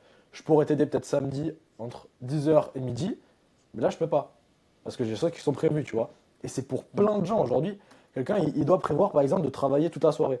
Il va recevoir un message, ouais, viens, on va au bar. Putain, vas-y, let's go, on va au bar, tu vois. Mhm. Donc vraiment, savoir dire non, c'est trop puissant. Ouais, Quand tu sais vraiment. dire non, bah, C'est clair. c'est le monk mode, en fait. Comme dirait Iman Gadzhi. Ouais, vraiment. Mais ce truc-là de la normalisation d'une drogue telle que l'alcool dans notre société, elle est folle, tu vois. Tu vas au bar, tu demandes de l'eau, limite le serveur, il va dire, ouais, qu'est-ce qui t'arrive, tu vas bien? Ça va dans ta vie en ce moment, tu vois? Parce que t'as pas pris une bière. Je trouve ça ouf. Je trouve ça ouf. J'ai eu ça C'est vrai que souvent j'ai en changé avec ma boîte copine. où je demande de l'eau et t'as la serveuse qui a quoi? De l'eau? De l'eau? De ouf. Tu sais que j'ai changé avec ma copine. Ça, c'est vrai que en France, c'est l'un des seuls pays où 90% des gens boivent de l'alcool, hein. Et tu sais que C'est je ouf, vois hein. autour de moi, Ouais, il c'est n'y dans a la personne culture. qui ne boit pas d'alcool. C'est dans la culture, oui. C'est ça, c'est culturel. Tu bois de l'alcool, Simon? Non, pas en ce moment. J'ai bu par le passé, forcément, bah, comme tout le monde, tu vois. J'ai eu des bonnes soirées militaires avec de très bons souvenirs, si tu vois ce que je veux dire. Et depuis que j'ai Tu as quitté, fini mec, chauve. vu que je fais rien à part bosser comme un con. T'as dit quoi? Que t'as fini Tu as fini chauve. chauve à la fin de la soirée. J'ai pas fini chauve, mais il y en a qui ont fini chauve, effectivement. Je sais plus ce que je disais. Bon, bref. Voilà, ça va faire un an que j'ai pas bu, là. Au 1er janvier, je m'étais fixé Putain. le, le challenge de le faire. Et en vrai, ça n'a jamais été complexe parce que, je te dis, j'ai toujours bien aimé l'alcool pour le côté partage avec les gens. Et puis, vu que je vois personne, bah, il n'y a pas de partage. C'est Après, réglé.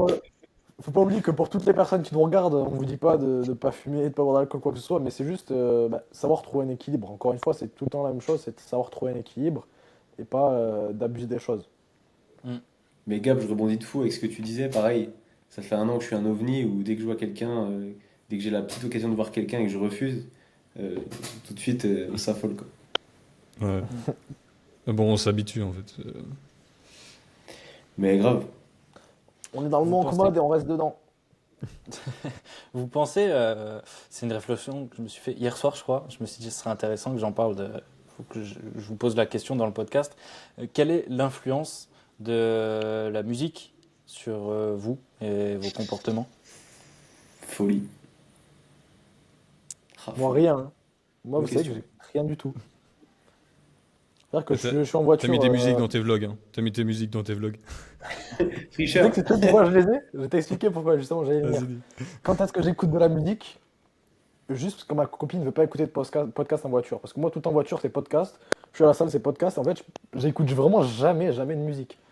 Et le seul moment où Ok. j'écoute de la musique, c'est parce qu'en fait, j'ai 30 minutes pour aller à la salle. C'est 30 minutes pour moi, podcast, et 30 minutes pour ma copine, musique. Et après, j'écoute de la musique, mais qu'est-ce que ça me fait chier. En fait, j'ai l'impression Parce que de sinon, rien apprendre.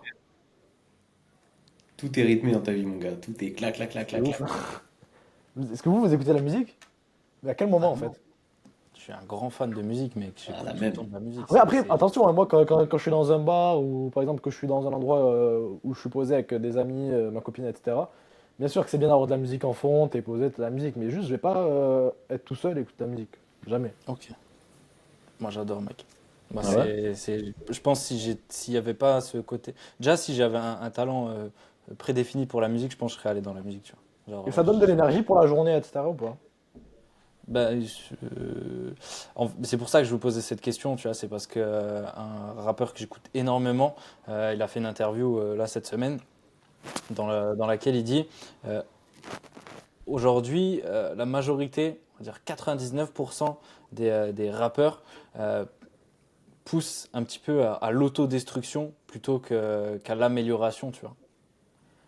Donc ça va dépendre énormément de la musique que je vais écouter, ça va dépendre de plein de choses, mais oui, ça peut te mettre de très bonne humeur le matin, comme ça peut te mettre dans un bad mood total, ça peut te faire consommer des choses, tu vois, ça peut te faire fumer, ça peut te faire boire, moi je trouve ça a énormément d'impact la musique, et je pense Mhm. que si j'ai fait autant enfin, de conneries entre guillemets au collège, etc., c'est en partie pour être tout à fait honnête avec moi, j'essaie de l'être. Je pense que c'est en partie dû à de la musique. C'est-à-dire, Là, j'ai vraiment l'image du mec, c'est pas comme ça qu'on imagine la vie. Bel rêve, bel rêve. Non, c'est-à-dire que, par rapport à ce que t'écoutais, tous les textes que tu pouvais écouter, ça t'a fait mal tourner, entre guillemets, ce que tu veux dire? ben, je pense que ça part dans l'équation, tu vois. Bien T'es au sûr. collège, petit manque de confiance en soi, mais je le contre entre guillemets en étant un petit peu la personne à part, tu vois, la personne qu'il faut pas faire chier, tu vois, genre, et du coup, tu vois, même dans ton environnement, là où j'ai grandi, tu vois des gens qui commencent à, ok, lui il vend ça, il se fait de l'argent avec ça, ok, bah je vais faire la même chose, et puis après, tu vois que dans la musique que t'écoutes, le mec il dit, vas-y, fume ça, vends ça, tu dis, ok, ouais, bah, c'est bien ce que je fais. Après, à l'école, tu vois que le fait de faire ça, bah, t'es respecté par tous les plus grands, et tu dis, ok, c'est bien, tu vois, tu montes un petit peu dans l'échelle sociale d'un collégien ou d'un lycéen, tu vois. Et la musique en fait partie parce que les autres écoutent aussi cette musique, tu vois. Ils entendent leur rappeur préféré dire qu'il fait ça.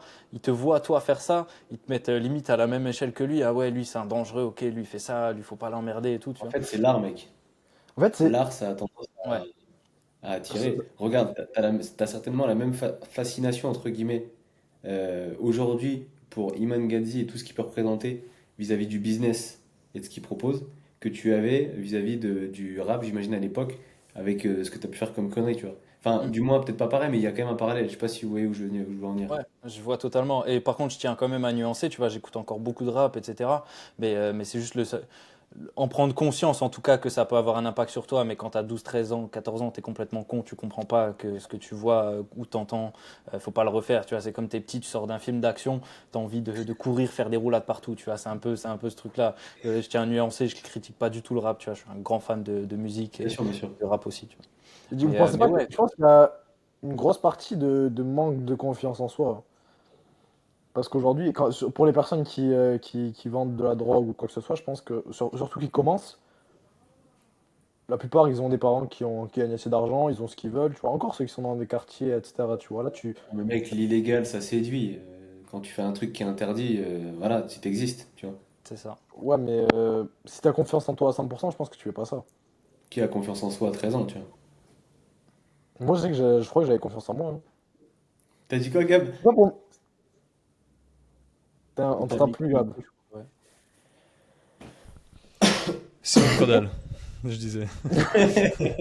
Vous savez que moi, j'ai l'impression que j'ai jamais eu de pas confiance en moi ou ce truc de me dire, je sais pas quoi. C'est pas, en fait, j'aime pas. T'as vu, ça fait le mec qui se jette des fleurs, ça m'énerve. J'ai pas eu le truc de se dire, ouais, manque de confiance en soi, etc. Donc, je C'est sais quand pas, la moi. dernière situation où tu t'es senti inconfortable, Simon? C'est-à-dire, Bah, je sais pas, moi, tu Il sait vois, pas. Il sait pas. quand j'étais petit, mon gars, j'allais au judo. Et avant d'aller au judo, je stressais. Parce que des fois, je me prenais des branlées. Et ça me mettait dans une position inconfortable, tu vois. Et aujourd'hui, même à 26 ans, j'ai encore ce flash où le mercredi après, avant d'aller au judo, je me chie un peu dessus, j'avais mal au ventre, tu vois. ah, Une bah, situation comme ça. tu parles de pression, c'est-à-dire que t'as la pression? Ouais, le stress, le. Ah ouais, le stress, j'ai déjà eu pour le foot, par exemple. T'as un gros Ah, match, mais t'es c'était stressé, quoi. sûr. Ouais, ah oui, c'est vrai que dans ce sens-là, ouais, il y a un manque de confiance en soi. À Après, par l'instant exemple, T, ouais, même si c'est ouais, pas en par général. exemple, il y a deux choses. Au foot, je pense que c'était un manque de confiance en soi. Et il y avait ce truc, parce que, il y a énormément de concurrence, tu joues dans un gros club. Donc, il y a un manque de confiance, tu te compares aux autres, tu vois. Par contre, je sais à la natation, parce que j'ai fait des championnats de France, etc., On vous j'avais pas mettra du les tout manque de images. confiance en moi. Pour moi, j'étais le meilleur, tu vois. Personne ne me battait, vraiment, hein. Mais quand j'arrivais dans la chambre d'appel, c'est là où le truc, t'es avec ton bonnet, t'es là, t'es concentré, t'attends pendant 10 minutes, ah, j'ai envie de me chier dessus à chaque fois.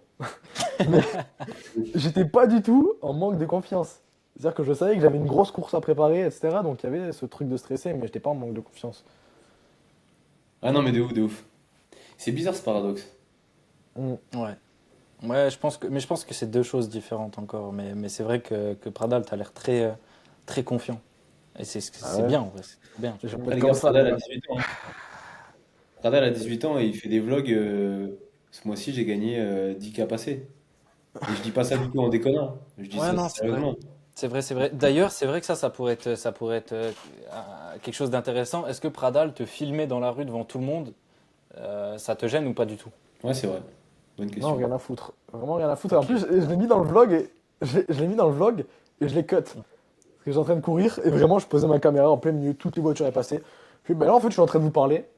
Tout le monde me regarde, tout le monde me prend pour un con. Et j'en ai rien à foutre, tu vois. Et là, je vais continuer de Bien. parler et après, je repars.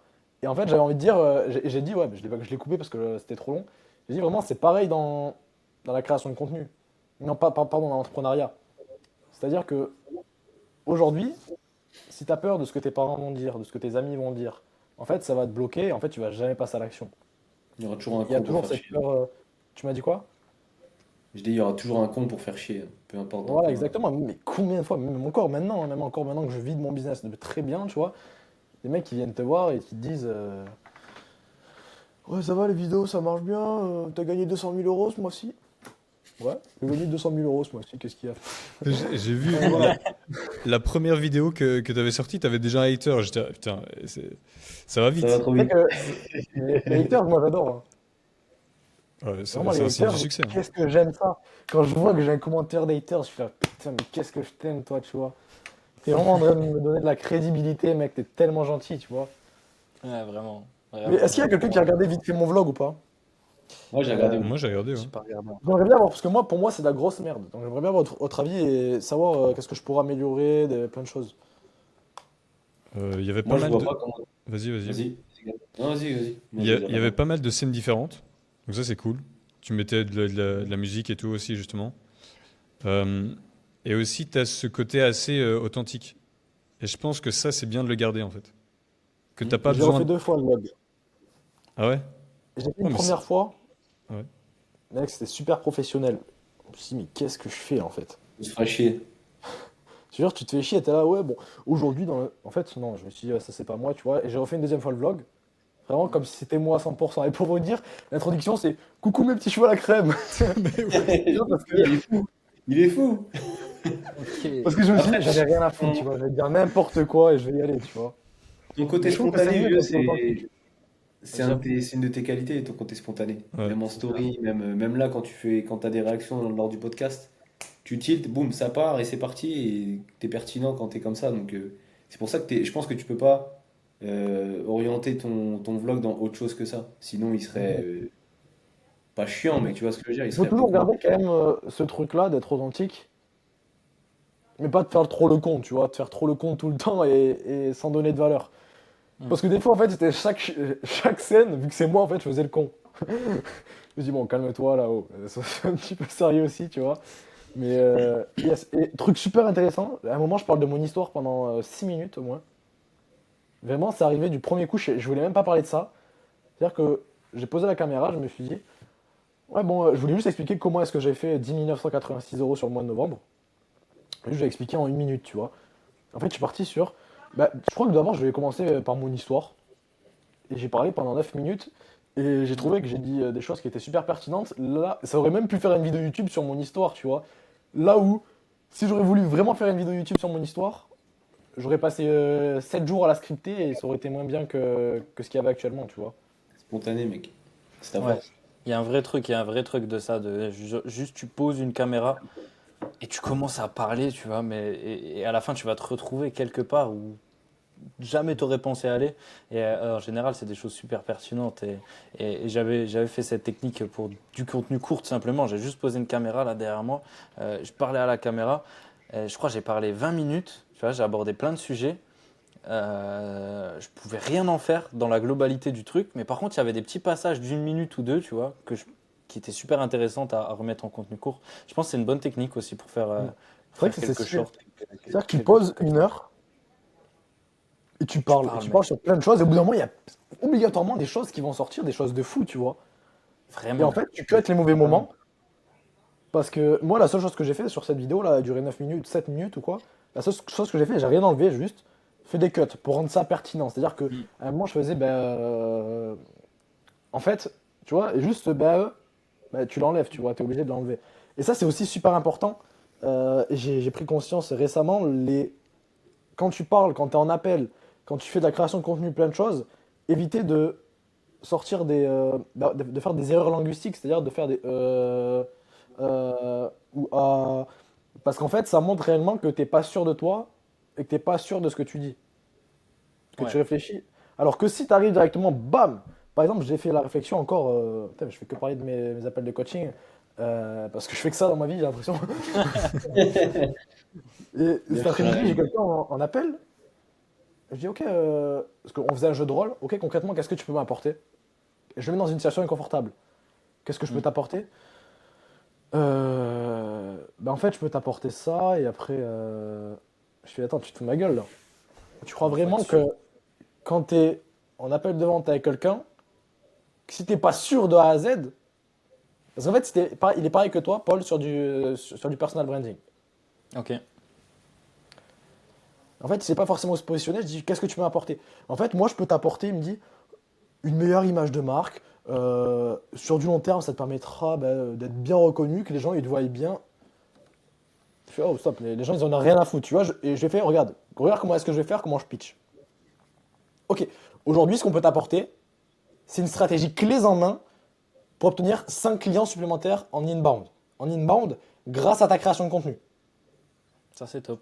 Donc on va mettre en place toute une stratégie de création de contenu pour te ramener des leads qui soient qualifiés. On va pas chercher à faire 50 000, 100 000 vues, on va chercher à faire 3 000, 4 000 vues et avoir uniquement des personnes qui sont dans ton avatar client. Et on Mhm. va te rajouter 5 clients par mois en inbound. Tu vois, ça c'est beaucoup plus impactant avec Bah l'énergie, ouais. etc., etc. Bah Que, ouais. alors que, tu vois, le sujet, je le connais même pas. Mm. Je le connais même pas, je sais même pas c'est quoi son offre à la perfection, tu vois. Et tu changes juste une phrase comme ça, même si tu connais, si t'es pas sûr, ok. Les présidents, quand ils parlent, ils disent que de la merde. Mais qu'est-ce qui va faire que tu vas les écouter?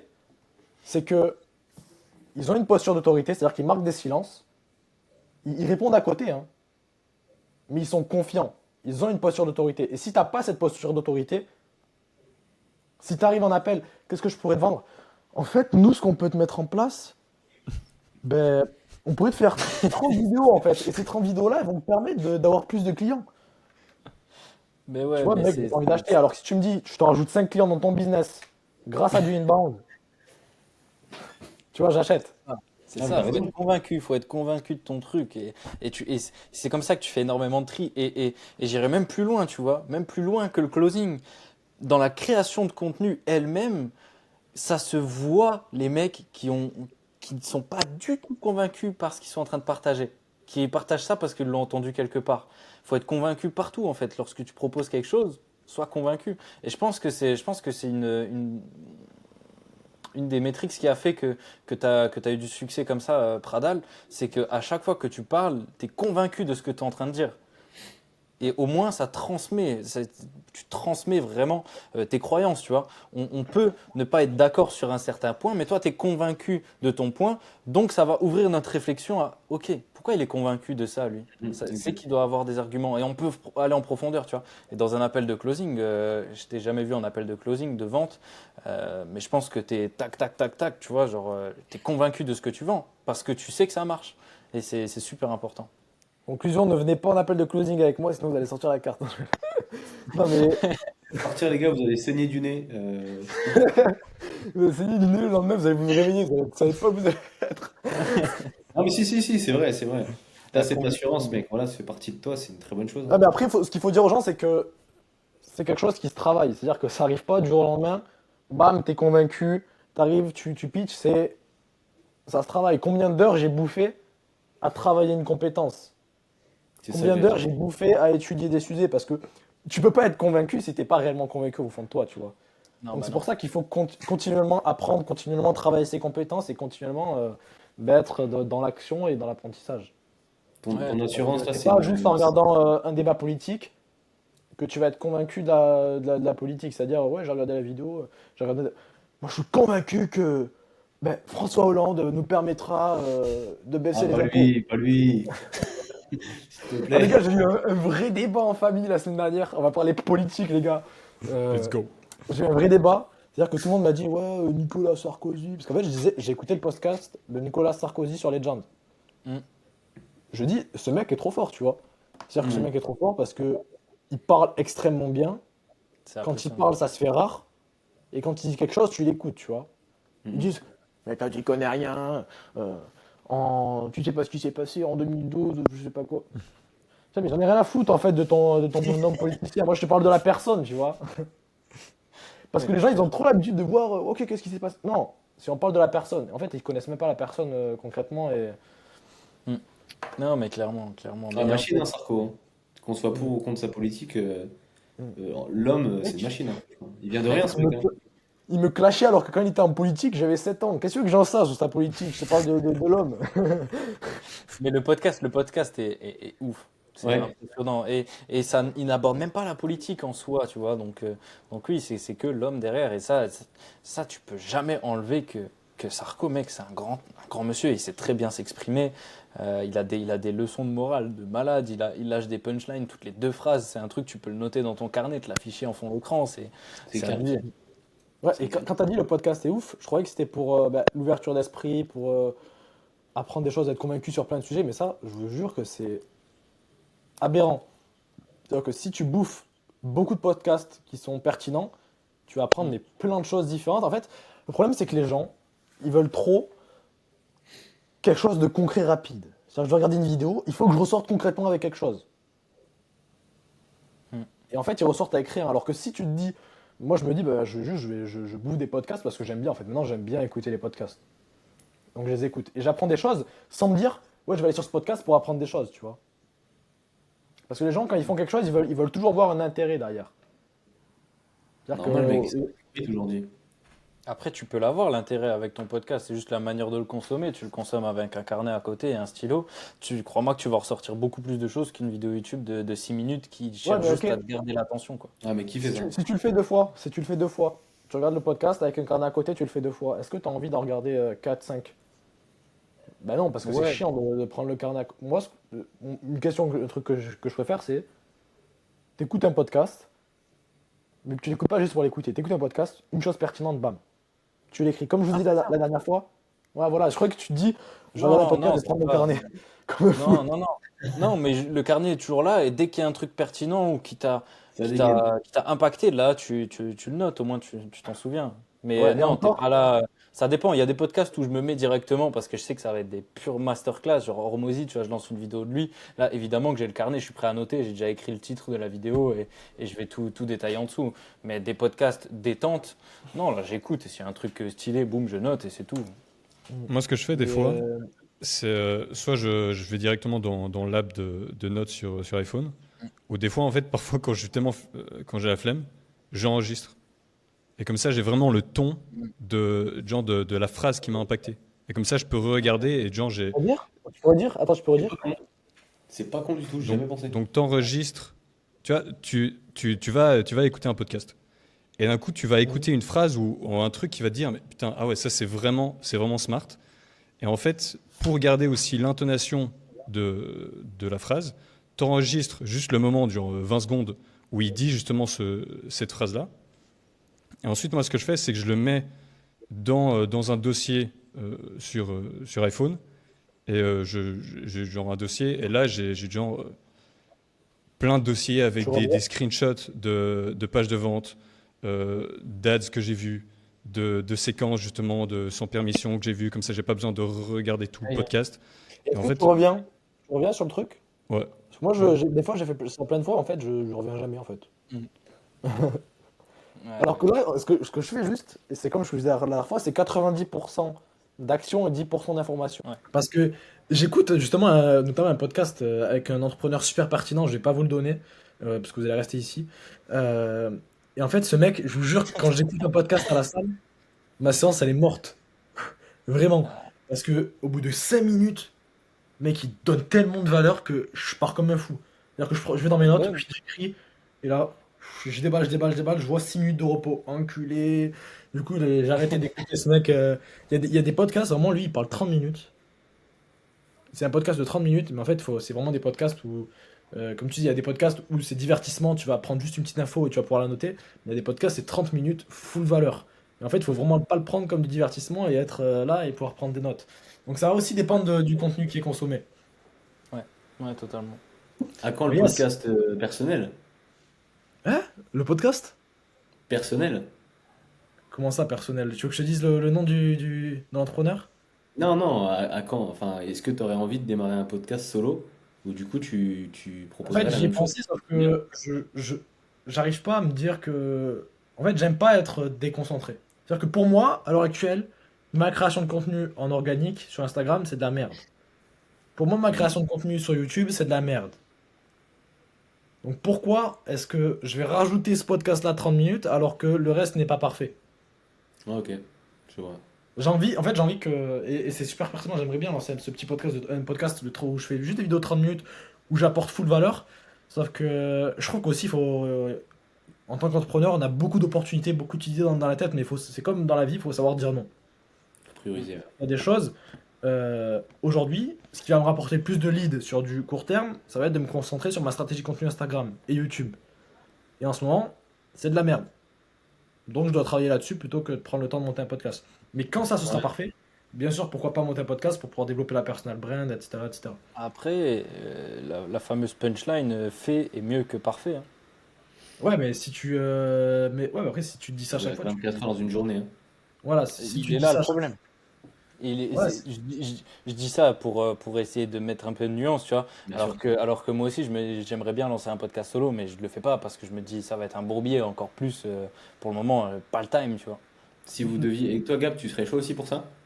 Je sais pas. Mais je pense pas, mais ce que je serais chaud, ce serait justement de faire ce que Paul avait fait. Donc, c'est-à-dire, tu mets juste une cam et en fait, tu discutes. Tu sais, tu discutes et au bout d'un moment, je sais que va y avoir de la valeur. Et du coup, là, je cut et je fais des réels, tu vois. Mm. Ouais, ça, Ouais, c'est carrément, faudrait que je pense à faire ça aussi. Et Simon. Ah, vas-y. si vous feriez un. Du coup, Paul et Simon, vous êtes chaud. Si vous deviez faire un podcast, du coup, solo, il ressemblerait à quoi? Alors, pas quelque chose de précis, tu vois, mais ça Moi, serait ce serait. full business. Ouais, c'est vrai, ce serait Il y full aurait business, ce serait un truc. du Je perso t'ai pas aussi. posé la question, vas-y. Hein? Je te coupe à chaque fois, je suis vraiment un Non, connard. mais t'inquiète, t'en regardes pas.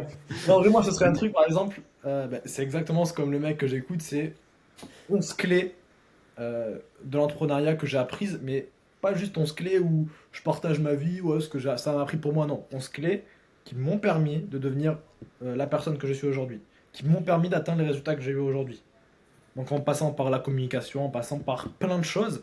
Et ce serait des mini-podcasts de 25 minutes où j'apporte extrêmement de valeur à ma cible. Mais je pense que c'est plus adapté pour les personnes qui sont en B2B, ce genre de podcast. Donc, moyen d'acquisition au final. Ouais, ouais, mais oui, moyen d'acquisition, mais pour les personnes qui sont en B2B, parce que moi je sais que déjà que c'est compliqué de tenir l'attention d'un mec en B2C sur YouTube, donc en plus un podcast sur Apple Podcast où c'est juste de la valeur, c'est encore plus compliqué, tu vois. ouais. Mais ce serait solo alors, un podcast solo solo. Voilà, un podcast juste solo où tu apportes de la valeur. Mais si je suis dans une niche un jour B2B. Ok, ok, d'accord. Ok. Et toi, Paul? Moi, ce serait, je pense, principalement des invités. Donc, on serait deux, tu vois. Mais à chaque fois, un nouvel invité. Et pourquoi pas de temps en temps du solo, ouais. Mais j'ai envie de faire des podcasts avec plein de gens. Parce qu'à Ah, chaque fois moi que je fais aussi, un ouais. appel avec quelqu'un et que c'est la première fois que je fais un appel avec lui, c'est trop intéressant. Et je kiffe trop poser plein de questions et tout. Je pense que filmer ça, ce serait super pertinent, tu vois. T'as déjà Et rien qu'en termes de des- réseau, ça peut être monstrueux parce que les gens acceptent beaucoup de podcasts. Et des grosses têtes du marché acceptent des podcasts, mec, parce qu'ils sont conscients de l'impact que ça peut avoir. Même si t'es personne, même si t'as 100 abonnés, mec, tu lances un podcast, si tu le demandes bien, en général, les grosses personnes vont l'accepter. Non, mais je te rejoins là-dessus. Et il y a un mec justement dans la personal brand qui fait ça. Qui J'ai ça? vu son podcast hier. Just Brand, je sais pas si vous connaissez. Ah oui. Ouais, ouais, il est passé avec Chloé, j'ai entendu son Voilà, c'est ça. passage. Mais lui, il en a fait 25 déjà. 25 Et c'est pas podcasts. trop mal ce qu'il fait, sans déconner. Hein. Ouais, c'est pas mal, c'est pas mal. Et en plus, il met ça en format short sur Insta et c'est grave propre. C'est Ouais, du non, podcast c'est en bien. physique ou pas? Ouais, Ouais. Ouais. Ok. Ça change tout quand même. Ouais, ce podcast en physique, c'est très différent. Ouais, Même, ouais. il y a plus d'émotions, c'est-à-dire que quand t'es en physique, il y a toujours plus d'émotions, plus de. Bien sûr. Ouais, ouais, c'est sûr, c'est sûr. Même pour recut tout ça, pour faire du format short, c'est beaucoup plus pertinent Euh, que nos vieilles webcams tout pourries, là. Après, c'est compliqué aussi à monter hein, un podcast de 2 heures. Hein. Je sais que mon coach qui a fait le podcast avec Mathis Chloé, je sais pas si vous l'avez vu du coup, Non, j'ai pas vu. il a passé du temps hein, à tout cut, des cuts, parce qu'en fait, il voulait pas que ce soit. Le studio de montage, ils peuvent te le faire là-bas au podcast. Mm. Sauf que il faut couper des choses, il y a plein de choses. Quand tu vas avoir un bon podcast, il faut couper des choses, donc c'est toi-même qui dois le faire et ça prend énormément de temps. Hein. Il y a un temps énorme. Et même, regardez, Ah ouais, Alex ouais. Henry, il le dit, Un podcast, ça coûte 7 000 € à la production chez lui. Parce qu'il a une régie, parce qu'il a plein de choses, tu vois. Et il dit c'est une perte pour mon business, tu vois, parce que il se met pas en avant lui, il met en avant les personnes qu'il a, tu vois. Et il fait pas énormément de vues. Mais Ouais, mais c'est pas une perte. Le ROI n'est pas là d'un coup. Et bien sûr que c'est un ouais, gain. Tu vois.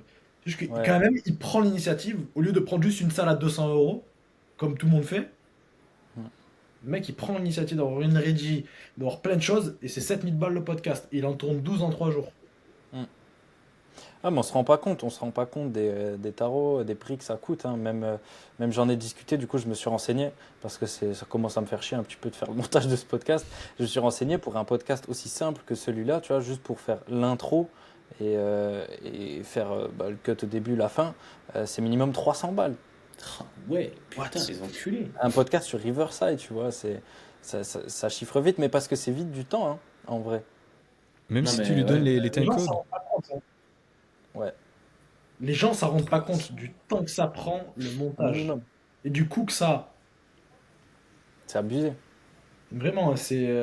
Mais c'est pas une mauvaise idée, Paul, par contre. Parce que, genre, bah, comme on a déjà parlé, bah, peut-être que du coup on coupera ça, mais. Bah viens, on coupera pas, mais viens, on en parlera après. C'est ça? Ça Du marche? coup, Le mec, il veut donner encore plus de travail. ouais, vraiment, Non, je bien te au dis que c'est contraire. chiant. Bien au contraire. Non, Du mais coup, ouais, ça prend. apprentissage de la semaine. Hein? Mais, Apprentissage de la apprentissage de la semaine. semaine. Yes. Gab, t'étais parti avant, c'était Yes. encore chaud. Donc moi, en fait, l'apprentissage de la semaine, c'est la façon dont j'apprends pour cette nouvelle offre est complètement différente des autres business que j'avais lancés. Dans le sens où en fait, ce que je faisais avant, c'est que j'essayais de consommer tout le contenu, même des formations et tout ça, avant de me lancer. Et en fait, j'ai réalisé que souvent, ce que je faisais, c'est que j'avais une perte de motivation. Parce que c'est comme si en fait tu commençais un jeu et en fait tu essaies de directement avoir toute la carte et on te dit exactement où est-ce que tu vas chercher là et en fait et on te dit exactement tout là où il faut trouver les trésors et tout ça. Et en fait, il y a aussi une partie où en fait c'est kiffant de découvrir par soi-même. Et donc moi ce que j'essaie de faire là, c'est j'essaie de faire par moi-même. Peut-être que je prends du temps, que je prends plus de temps, mais je vais que regarder là où je bloque. Et ensuite, je regarde exactement ce problème-là. Et ensuite, je passe au prochain truc et au prochain truc. Mais je fais plus ce truc où j'essaie de regarder toutes les vidéos sur le sujet. Et en fait, tu regardes toutes les vidéos et tu as l'impression que tu comprends le business model. Et en fait, tu n'as plus ce feu de découvrir vraiment le business model ou soit la niche. Tu vois. Mm. Très pertinent, complètement d'accord avec ça. Et d'ailleurs, il y a quelqu'un qui est un petit peu. J'ai changé avec quelqu'un ce matin qui vend une structure. Juste une structure qui va te donner sur Slack, Airtable, je sais pas si vous connaissez. Mm. Ouais. Ça vaut extrêmement cher, hein. Après, il est très bon, hein, mais ça vaut extrêmement cher. Juste, il te la délivre en 8 jours, t'as tout pour toi, c'est 7 500 €. Mais structure de quoi? J'ai Mais pas. qu'est-ce qu'il fait? Une structure pour ton business, pour tes équipes, etc., etc., juste avec des automatisations et tout. Mais c'est quoi le rapport? Et tu sais exactement qu'est-ce que ça apporte? Ouais, ça apporte. C'est-à-dire que juste une structure pour avoir toutes les automatisations, c'est-à-dire que toutes les choses soient reliées à Slack, à School ou quoi, pour l'onboarding, pour plein de choses, même pour échanger avec tes équipes et tout, et que tout soit redirigé sur une même plateforme, que tout soit automatisé, parce que je dis ça parce que lui il est dans les automatisations un petit peu l'IA, ben, un truc qui soit vraiment carré, c'est 7 500 balles. Et le mec, il se fait. Je sais pas si vous vous rendez compte.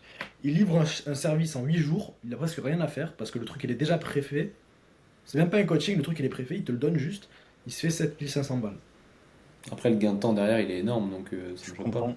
Je Ouais. comprends de ouf, mais Multiplication j'ai valeur. toujours pas compris, peut-être je suis con, mais j'ai toujours pas compris le lien avec l'apprentissage de Gab. Je suis con Bah, dans le aussi. sens où moi, je vais plus là Non, mais sur celui qui est d'automatisation, etc., juste pour qu'il se rende compte à quel point ce qu'il fait, Ah ouais, oui, ok. il y a de gros chiffres à faire, quoi. Ah, ok, d'accord, ok. Ah bah ça, c'est sûr, ouais, Gab, t'es en train de te lancer dans un truc. Ah, mais Ouais, 100%, espérons, intéressant. hein, espérons. 100%, 100%. Et il est Toi, intéressant parce qu'il est complexe, je pense. Ça demande quand même des compétences. particulière. Ouais. C'est vrai. Bah, c'est ça, c'est C'est pour vrai. ça que ça vaut cher aussi, c'est parce qu'il y Bien a sûr, énormément la de valeur, valeur. elle est haute, hein. Tu Bon, vois allez, ça? Paul, Ah, j'allais quel te est ton renvoyer la balle. apprentissage de cette semaine? Moi, bah, c'est tout simple, mais j'ai juste appris une loi, tu vois, un truc qui va, un nom sur quelque chose. C'est la loi de Parkinson, je sais pas si vous en avez déjà entendu parler.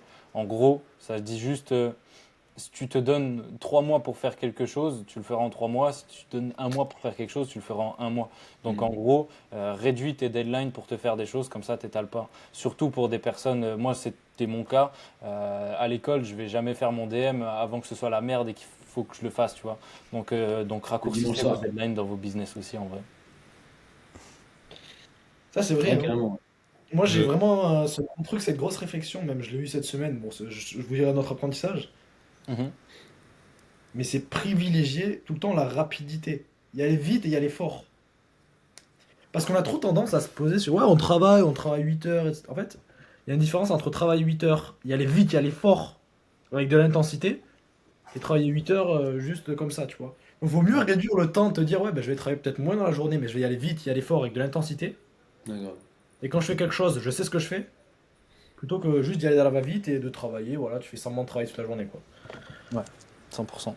C'est vrai. 100%. Toi, Donc c'est bien, Pardal? cette loi elle te permet d'avoir une deadline. C'est vraiment très important d'avoir des deadlines, mais c'est difficile de les suivre. Ouais, c'est vrai, c'est très vrai. C'est quoi ta deadline du coup ce mois-ci? Celui-là ou pas encore? Euh, ouais, j'ai ma petite feuille. Attends, je slide. J'ai une petite feuille avec des OKR pour le mois là, tu vois. C'est tout. Et ça, en gros, d'habitude, elle est genre devant, au-dessus de mon PC, tu vois. Et je sais que quand je sais, enfin, quand je veux partir sur un truc, toujours cette procrastination positive de ah, je devrais peut-être faire le script de la vidéo YouTube dans 2 semaines parce que c'est intéressant. Je me dis non, c'est juste là, t'as juste envie de le faire parce que tu kiffes faire ça, mais fais ça d'abord, tu Ouais. Donc c'est super. Moi c'est ce que je fais exactement là. L'OKR. vois. Donc c'est vraiment les tâches quotidiennes que tu vas devoir faire pour avoir un résultat qui soit bien précis. Exact. Traduction pour ceux qui ne savent pas. Objectif et résultat clé. C'est-à-dire que au lieu de juste se fixer un objectif, on a juste des petits résultats. Bon, c'est comme un entonnoir. Bon, c'est super compliqué à expliquer, mais En soi, tu peux ouais, mais là, le j'arrive faire pas à l'exempler littéral. parce que moi, je lis le livre. Oui, Je suis bah, actuellement en train de lire le livre. Et Ok. t'inquiète pas que j'en bouffe des trucs intensifs, donc réussir à le simplifier Ok. là. Bah, de manière très simple, tu te dis, ok, ce mois-ci, je veux faire 10 000. Tu vas décomposer, ok, bah, ça fait 2005 par semaine. Ok, par semaine, pour faire ces 2005, je dois faire ça par jour. Et du coup, tu sais quoi faire bah, tous les jours pour arriver à la semaine à 2005 et arriver à ton mois à 10 000. C'est très simplifié, mais en gros, c'est ça, c'est vraiment décomposer ton objectif principal en plein de petites tâches sur lesquelles tu vas pouvoir bosser pour atteindre ton objectif. Si je me trompe pas, c'est ça. C'est en tout Voilà, cas c'est la ça, vision c'est que moi j'en exactement ai. ça. Ah, c'est ça, hein. Mettre Et des ce que je paliers voulais sur un dire, c'est objectif. que moi, je l'ai sur Notion, mes OKR, Hmm. et tout en bas, j'ai mis un truc de priorisation. Parce que bien sûr, ces OKR, de toute façon, c'est obligé que tu dois les faire. Tu dois les faire, c'est fait, c'est obligé. Hmm. Mais il te reste du temps pour faire plein d'autres choses. Ouais. Parce que si tes OKR, c'est d'envoyer tant de messages de prospection, c'est de créer tant de contenu sur Insta, tant de contenu sur YouTube. euh, donc voilà, si c'est ça, après il te reste du temps. Et en bas, moi j'ai mis un onglet priorisation, donc toutes les choses que je dois faire dans le mois par ordre de priorité. C'est-à-dire, je dois faire un module vente pour mon accompagnement, la V2 de mon module vente, ben je le mets. Je dois retravailler mon contrat de mon accompagnement, ben je le mets. Et tu mets toutes ces choses-là, une fois que tu as mis tout ce que tu devais faire selon toi dans le mois, ou même dans ton business, ben, une fois que tu l'as bien tout mis, et là tu vas commencer à prioriser. Hmm. Ok, ça je le mets au-dessus. Ça je le mets au-dessus. Ça je le mets en urgent. Ça je le mets en secondaire. Parce qu'en fait, là, ça c'est un petit travail qui est bête. Mais quand tu bosses et que tu fais pas ce travail, crois-moi Tu que sais tu pas vas où tu vas. avancer 10 fois moins vite. Tu Ouais, sais tu pas où vois tu plus vas, clair, t'as hein. pas de point. Voilà, parce que tu as plein de choses qui arrivent. Ouais, j'ai une petite idée, allez, let's go, on va la mettre en place. Alors que si tu as concrètement priorisé ce que tu dois faire en début de mois, et que là tu as une nouvelle idée, ok, je vais la marquer pour le mois prochain. C'est ça. Le Et plan. de la noter au moins, tu te la libères du cerveau, tu sais qu'elle est sur ce papier et t'es plus là à y penser. C'est vraiment ce truc de mettre toujours la merde sous le tapis. Je crois que c'est Peterson qui en parlait dans un de ses livres de ok, genre fais les choses tout de suite. Tu vois, quand tu reçois une lettre de l'État, t'as peur de l'ouvrir parce que tu sais que c'est la merde ce qu'il y a à l'intérieur, bah tu la mets sous la pile et après t'as d'autres lettres de l'État qui arrivent et au final, bah au moment ça explose et t'es dans la merde de ouf quoi. C'est vrai. Donc Après, t'as des directement. majorations. Mais c'est ça, tu sais, t'as ton opérateur téléphonique qui t'envoie une lettre, tu sais que tu vas devoir payer, tu l'ouvres pas, donc t'attends, au final t'as les huissiers qui viennent, ils te prennent ta télé, tu vois. Pas facile. Pas Ouais, facile. sur le tapis. Simon, Bon, scandale, apprentissage de la semaine là. à moi? Stylé. Ouais, Ah, je ouais. croyais que je parlais à Simon, ok, ok. Moi, mon apprentissage, c'est par rapport au recrutement.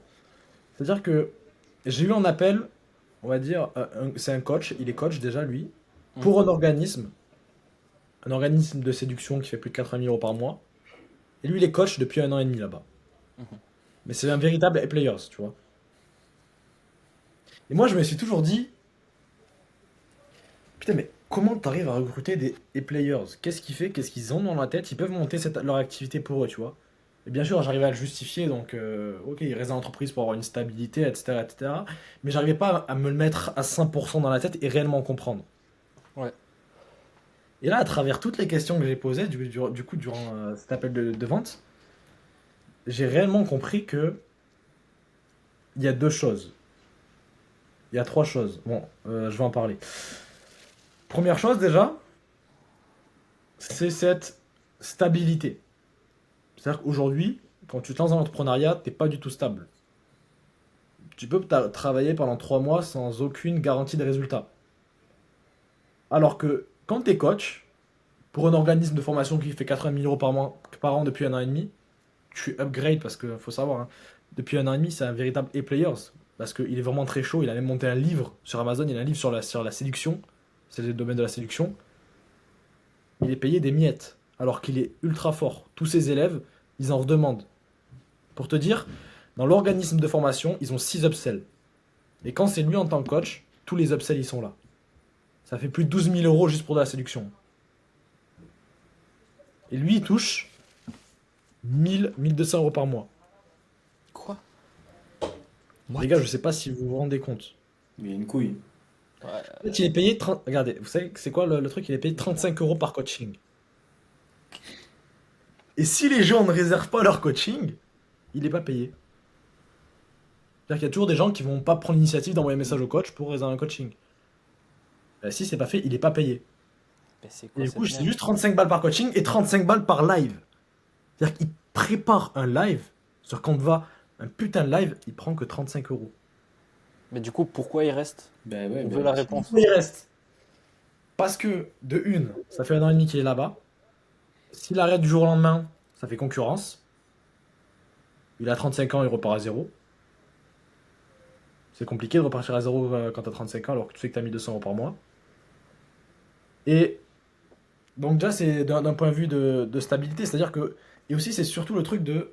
Ouais, moi, j'ai pas envie de passer 80% de mon temps à prospecter, à faire des appels de vente. Moi, j'ai juste envie, en fait, d'aider les personnes dans la séduction.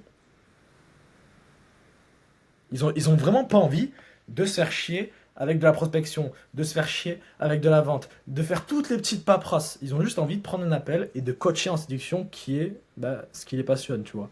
Hmm. J'ai eu cette remarque aussi cette semaine, il y a pas mal de fois. Ok. Tu m'as dit Mais il quoi? pourrait quand même changer parce que là, il se fait quand même allumer quoi. Ouais, Ouais. mais Il c'est pourrait ce quand que même je changer dis, de coaching. c'est de l'esclavage, honnêtement. Tu sais que je lui ai dit ça, je lui ai dit, c'est de l'esclavage. Et après, il me dit, on me considère comme un players. Je lui ai fait, tu te fous de ma gueule. Non, mais justement, ils lui mettent la carotte pour. Bah Enfin, ouais. voilà. Les players, moi je t'ai dit, moi, les players, le minimum c'est 5000. Tu prends minimum 5000 euros par mois quand t'es un players. Mais minimum, t'es même pas un players à 5000 euros par mois, tu vois. Hmm. Donc c'est ce qu'ils te font croire. Ouais. Grosse carotte. Hein. Et après, il me dit, ben, et là, il me dit tous les avantages, tous les problématiques qu'il a. Le problème, c'est que moi, je m'entends trop bien avec les fondateurs, je m'entends trop bien avec la communauté. Il y a d'autres coachs, il y a 8 autres coachs, je m'entends trop bien avec eux. On fait souvent des séminaires, on fait des petites vacances et ça, je m'entends trop bien avec eux. Si je repars, du coup, à zéro, ben, de mon côté, je vais être tout seul, je vais pas avoir cet aspect communautaire, je vais prendre le risque. Tu vois, il y a plein de choses qui font que, oh, Ah, le mec, sa P1, c'est pas l'argent au final, tu vois. C'est ça. ouais, mais si, Si? c'est ça le truc. Parce que, à côté, en parallèle, il s'informe sur les vidéos YouTube, sur l'e-commerce, sur plein de choses. Il lance des boutiques e-commerce qui marchent pas. Il lance plein de petits business, il s'intéresse. Juste que ça lui permet d'avoir une stabilité, tu vois. Et il peut pas réellement lancer ce qu'il veut parce qu'il a cette stabilité. Et c'est là que tu vois en fait que quand t'es coach, quand lui, comment il parle de ses coachs, c'est que mec, si réellement tu conditionnes bien la personne que tu as en face de toi, ton coach ou quoi que ce soit, bah, tu peux faire de grandes choses, tu vois. Et c'est là que tu vois que pourquoi Alec Henry aujourd'hui, il a des mecs comme Axel Bombezin, je sais pas si vous le connaissez. Ouais, Axel ça Bombezin, me- c'est son head of sales. Le mec est ultra chaud, il a eu des grosses entreprises. Et là, il a 100% chez entrepreneurs.com. Il prend plus de 50 000 euros ouais, par mois, tu vois. ouais, je Alors vois qu'il qui pourrait c'est. faire beaucoup plus. Mm. Mais parce que Après, t'as il y a cette... le projet aussi, le projet qui te Ouais, le projet, parle. voilà. Le projet, C'est mais... Donc, une voilà, vision. c'est ça. C'est la vision en fait. Ouais, ils ont bien inculqué la vision et je pense que c'est le truc le plus important Pour pour les rester. petits, on va dire, c'est surtout cette stabilité, cette peur de... Parce que vraiment, là, aujourd'hui, il a cette stabilité, il sait qu'il peut step up vite fait. Mm. En fait, il est salarié. Il est Voilà, salarié, bien sûr. il est salarié. Par contre, il a une société, hein, il est en société, hein. Waouh. J'étais là, mais mec, mais comment tu Mais, vis? mais en fait, c'est la douille sur tous les plans, quoi. C'est Bah abusé. oui. Mec, Attends, c'est comment tu... 1000 de net ou brut? En fait, c'est parce que je t'explique. Avant, à côté, il avait une autre activité, c'était dans la 3D. Il Ouais. faisait des publicités pour L'Oréal, et il prenait 3 000, 4 000 euros par mois pour L'Oréal, pour plein de choses, en tant qu'entrepreneur. Parce que là, il y a eu une crise, à ce qui paraît, Mm. un petit peu dans ce domaine-là.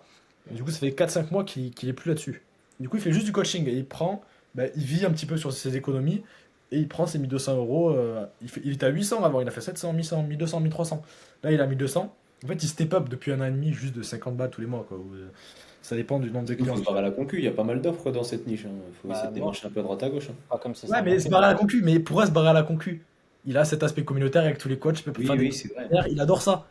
Bah Il alors, faut adore ça. garder les 1200 balles, hein. À un moment donné, choisir, c'est renoncer, hein. Voilà, donc on a trouvé une solution quand même, hein. Il Ah, a bah payé. vas-y, parle-en. C'est-à-dire que en fait, il a le droit, lui, de faire un upsell après les 6 qu'il y a dans la société. Ok. Il a le droit, il en a fait du coup des upsells. Sauf que lui, c'est des upsells à 300 euros. Hmm. Je dis, ok, les mecs, ils ont payé 12 000 euros avant et toi, tu fais un upsell à 300 euros. Parce qu'en fait, il a pas les compétences en vente, il a pas toutes ces compétences-là. Du coup, Un upsell perso, un upsell en dehors de la boîte ou un upsell dans ouais, la en boîte, dehors de du la coup? boîte, il a le droit une fois que la boîte a fini tous ses upsells. Comment ça, il a le droit? Là, au contraire, ça rentre en concurrence aussi. Ben non, parce qu'ils sont satisfaits, la boîte, elle a fini tous ses upsells, elle en a fait 6. Ils ont plus rien à proposer, et lui il peut proposer d'autres choses en coach de vie, en continu en séduction, etc. Ok. 6 upsells. 6 upsells, les gars, je Upsell sais land. pas si vous vous rendez compte, hein. Upsell land. Ah mais, et c'est là que tu vois que la LTV c'est aberrant. Et il reste encore les mecs, tu vois. Ouais. Et du coup, là on va travailler sur son parcours de LTV client. C'est-à-dire refaire un parcours après les 6, vraiment analyser les 6 qu'il a déjà actuellement, et refaire un parcours sur des upsells et surtout l'améliorer en vente, etc. etc. Parce que tu l'as en coaching du coup ce gars? Tu l'as signé, Ouais, ouais? je l'ai depuis lundi. Ok, ok, Tu très l'as bien. signé lundi? Ouais. Ok, Cool. ok. Bravo, mec. Ok, très cool. Toi, Barillet, qu'est-ce que tu as à nous apprendre cette belle semaine de décembre? Eh ben, chez moi, c'est un peu la merde cette semaine. Mhm. Euh, j'ai fait un bon mois de novembre. J'ai gardé exactement les mêmes stratégies pour le mois de décembre. Donc, je pensais pas avoir ces résultats-là. Et au final, mon setting, il est pas terrible. J'ai pas spécialement de retour. J'ai eu pas mal de closing cette semaine. Vas-y, Pradal. On est ensemble, mec. Sur ce mois de décembre, c'est catastrophique. Je sais pas Ouais, bah, pourquoi. Et je parle d'autres entrepreneurs, c'est catastrophique aussi. ouais, j'ai écho de pas mal de mecs où c'est la merde pour tout le monde. Donc, je sais que c'est normal. Mais du coup, ce que je voulais partager, c'est bah, retour à la discipline, quoi. Ne pas prendre en compte les émotions, ne pas prendre en compte le retour direct du terrain, Mm. fermer sa gueule, faire sa prospection, faire les tâches qui sont nécessaires et puis se concentrer sur janvier, tout en sachant que du coup, les graines qui vont être plantées en décembre, elles vont certainement rebondir en janvier, donc se focus là-dessus. Et j'ai eu bah voilà, ça c'est le premier point, et j'ai eu un deuxième point, euh, genre sous la douche. On a pas mal d'idées sous la douche, je sais pas vous, moi c'est un peu mon truc. Non, c'est vrai. Pourquoi, selon toi? Parce que t'as pas de distraction autour, mec. À C'est part de la l'eau chaude. méditation, la douche, mec. Mec, c'est vraiment ça, en fait. C'est ce que je disais quand je vais me balader le soir. Bah, c'est pareil pour la douche, tu vois. Ouais, c'est une douche en vrai, c'est pareil. Tu prends pas ton téléphone, t'es rien, t'es tout seul avec ton esprit. Vas-y, continue. Encore une fois, je t'ai coupé la parole comme un connard. Voilà. T'inquiète. Et Pradal. je me suis dit, j'ai fait un peu le bilan de mon aventure entrepreneuriale depuis le début. Et je me suis dit, mec, est-ce que t'es satisfait, tu vois? Et je ne le suis pas du tout. Donc, et ça, c'était à la douche de ce soir. Donc, la réflexion cogite depuis quelques heures dans ma tête. Il faut que Ouais. je prenne cette réflexion en tête et que je pose ça et que j'essaie d'en tirer des conclusions. Bah après, à savoir que voilà, là, mon projet digital, moi, il est très récent. Avant, j'ai fait d'autres trucs, on en avait déjà parlé. Mhm. Voilà, j'ai pas eu comment dire, la réussite que j'espérais avec les autres projets. Là, le projet digital, il est trop récent pour que j'ai vraiment une vision claire sur ce qu'il peut donner. Donc voilà, je me faisais un peu la réflexion et je me suis dit, bah, en tant de temps que ça, je t'aurais pensé être plus loin, tu vois. Et je me rends compte que je suis peut-être un peu moins loin que ce que j'aurais pensé. Donc va falloir revoir certaines choses, j'imagine. Yes, et juste avant qu'on termine, je voulais te poser une question. Dans le précédent podcast, tu nous as dit que moi, pour moi, tu es le premier entrepreneur qui prend une alternante. Et du coup, j'ai vu que ça a commencé à poster du contenu. Dis-moi comment ça se passe. L'onboarding a été bon. Ouais, pas trop mal. J'ai préparé ça. Du coup, elle est arrivée. On est quoi là? On est mercredi. Elle est arrivée samedi dans la boîte. On s'est capté direct. J'avais prévu tout ce que j'avais à lui donner. Je suis agréablement surpris que le profil est. Bah, comment dire? J'avais confiance dans le profil, bien sûr, mais ça se passe encore mieux que ce que j'avais imaginé, donc super. Et non, je pense que ça va être une très bonne chose. Euh, J'avais aussi eu pas mal d'expérience de management avec l'armée, parce que j'étais sous off. Donc forcément, bah, j'avais l'habitude de. Le management, en gros, pour moi, c'est utiliser les qualités des gens et prendre en compte leurs faiblesses, tu vois. Les utiliser de la bonne manière. Tu pourras pas utiliser tout le monde de la même manière. Et je suis confiant sur ce que ça va donner avec cette personne-là. Mais ça change pas que décembre, c'est la merde. Donc je pense pas qu'on va avoir des résultats de manière imminente. Mais du moins, tous les voyants sont au vert, donc je suis très content. Et pour la petite histoire, le coup de l'alternance, c'était pas spécialement prévu, c'était une opportunité. Mais sachez que niveau coût de revient, etc., enfin, l'alternance, ça a quand même des avantages merveilleux qu'on présente rarement. C'est rarement une. Quand on essaie de déléguer dans le business, on pense toujours comment dire, bah, sous-traiter certaines parties, parce que bon, avoir un setter, ça reste de la sous-traitance. Et on pense pas spécialement à l'alternance. Bien sûr, il faut avoir le profil sous la main, etc., pour pouvoir le faire. Mais ça peut être d'autant mieux parce qu'un setter, au final, tu n'arriveras jamais à le fidéliser, alors qu'un alternant, il fait vraiment partie de ta boîte.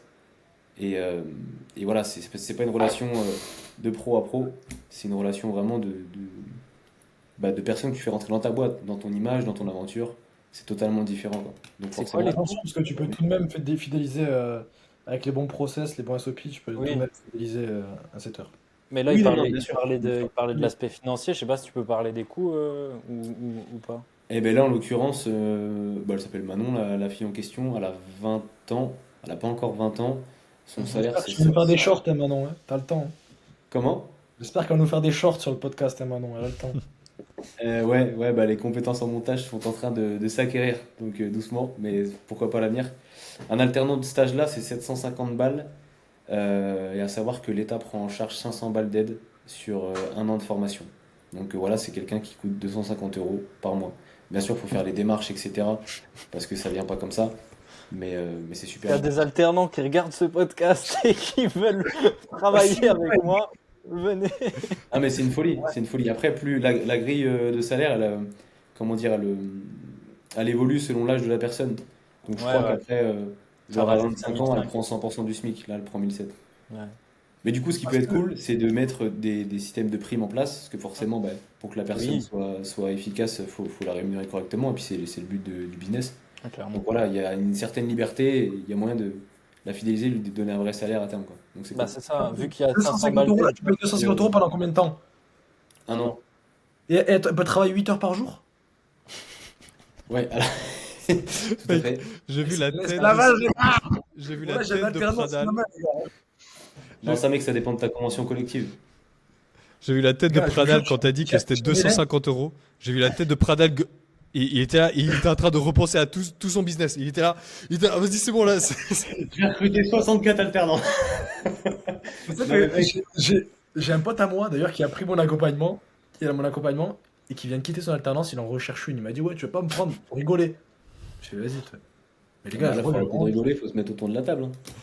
What the fuck, les gars? Les gars, moi, Prenez ça des va aller, hein. alternants, là. Mec, attends, il peut travailler combien de temps par jour? 16 heures. 16 heures par semaine? Non, non, je déconne. Ah. Moi, je peux travailler 8 heures par jour, mais ça dépend de la convention collective de l'entreprise. 8 heures par jour, les gars. Non, mais les gars, c'est fou ce qui se passe. Un alternant, c'est un salarié normal, hein, il est sous le même régime. Hein. Ouais, mais 250 balles. Mec, Alors, 250 attention, euros, attention. c'est En fait, l'esclavage. tu as 6 000 euros d'aide de l'État par an Ouais. pour une année de formation. C'est-à-dire que si elle fait X années chez toi, tu n'auras que la première année de subventionnée. Mec, Pour c'est 6 pas 000 grave. euros, et encore, ça a été réduit. Avant, c'était 8 000 balles. Par contre, pour avoir ces 500 balles, faut faire des démarches administratives dans tous les sens. Mais bon, pour avoir l'argent, on arrive toujours à s'arranger, n'est-ce pas? Mais tu as quand même un côté administratif qui est pas mal compliqué. Après, moi, je pourrais te montrer. Maintenant, j'ai déjà fait, donc il n'y a pas de souci. Mais ouais, ouais, c'est sûr que c'est flex. Et ça va avoir tendance à disparaître. Ça, je pense que l'État, ils vont faire une petite coupe là-dessus. Donc, pensez-y Faut y aller, maintenant. les gars. Attends. Et si on a la société à l'étranger, ça marche quand même? Ah, ça marche totalement pas, mec. Ah ouais? Ça, c'est du droit français. Hein. Bon, On, on peut pas parlons des escroquer. alternants. Et, On va faire du black, allez.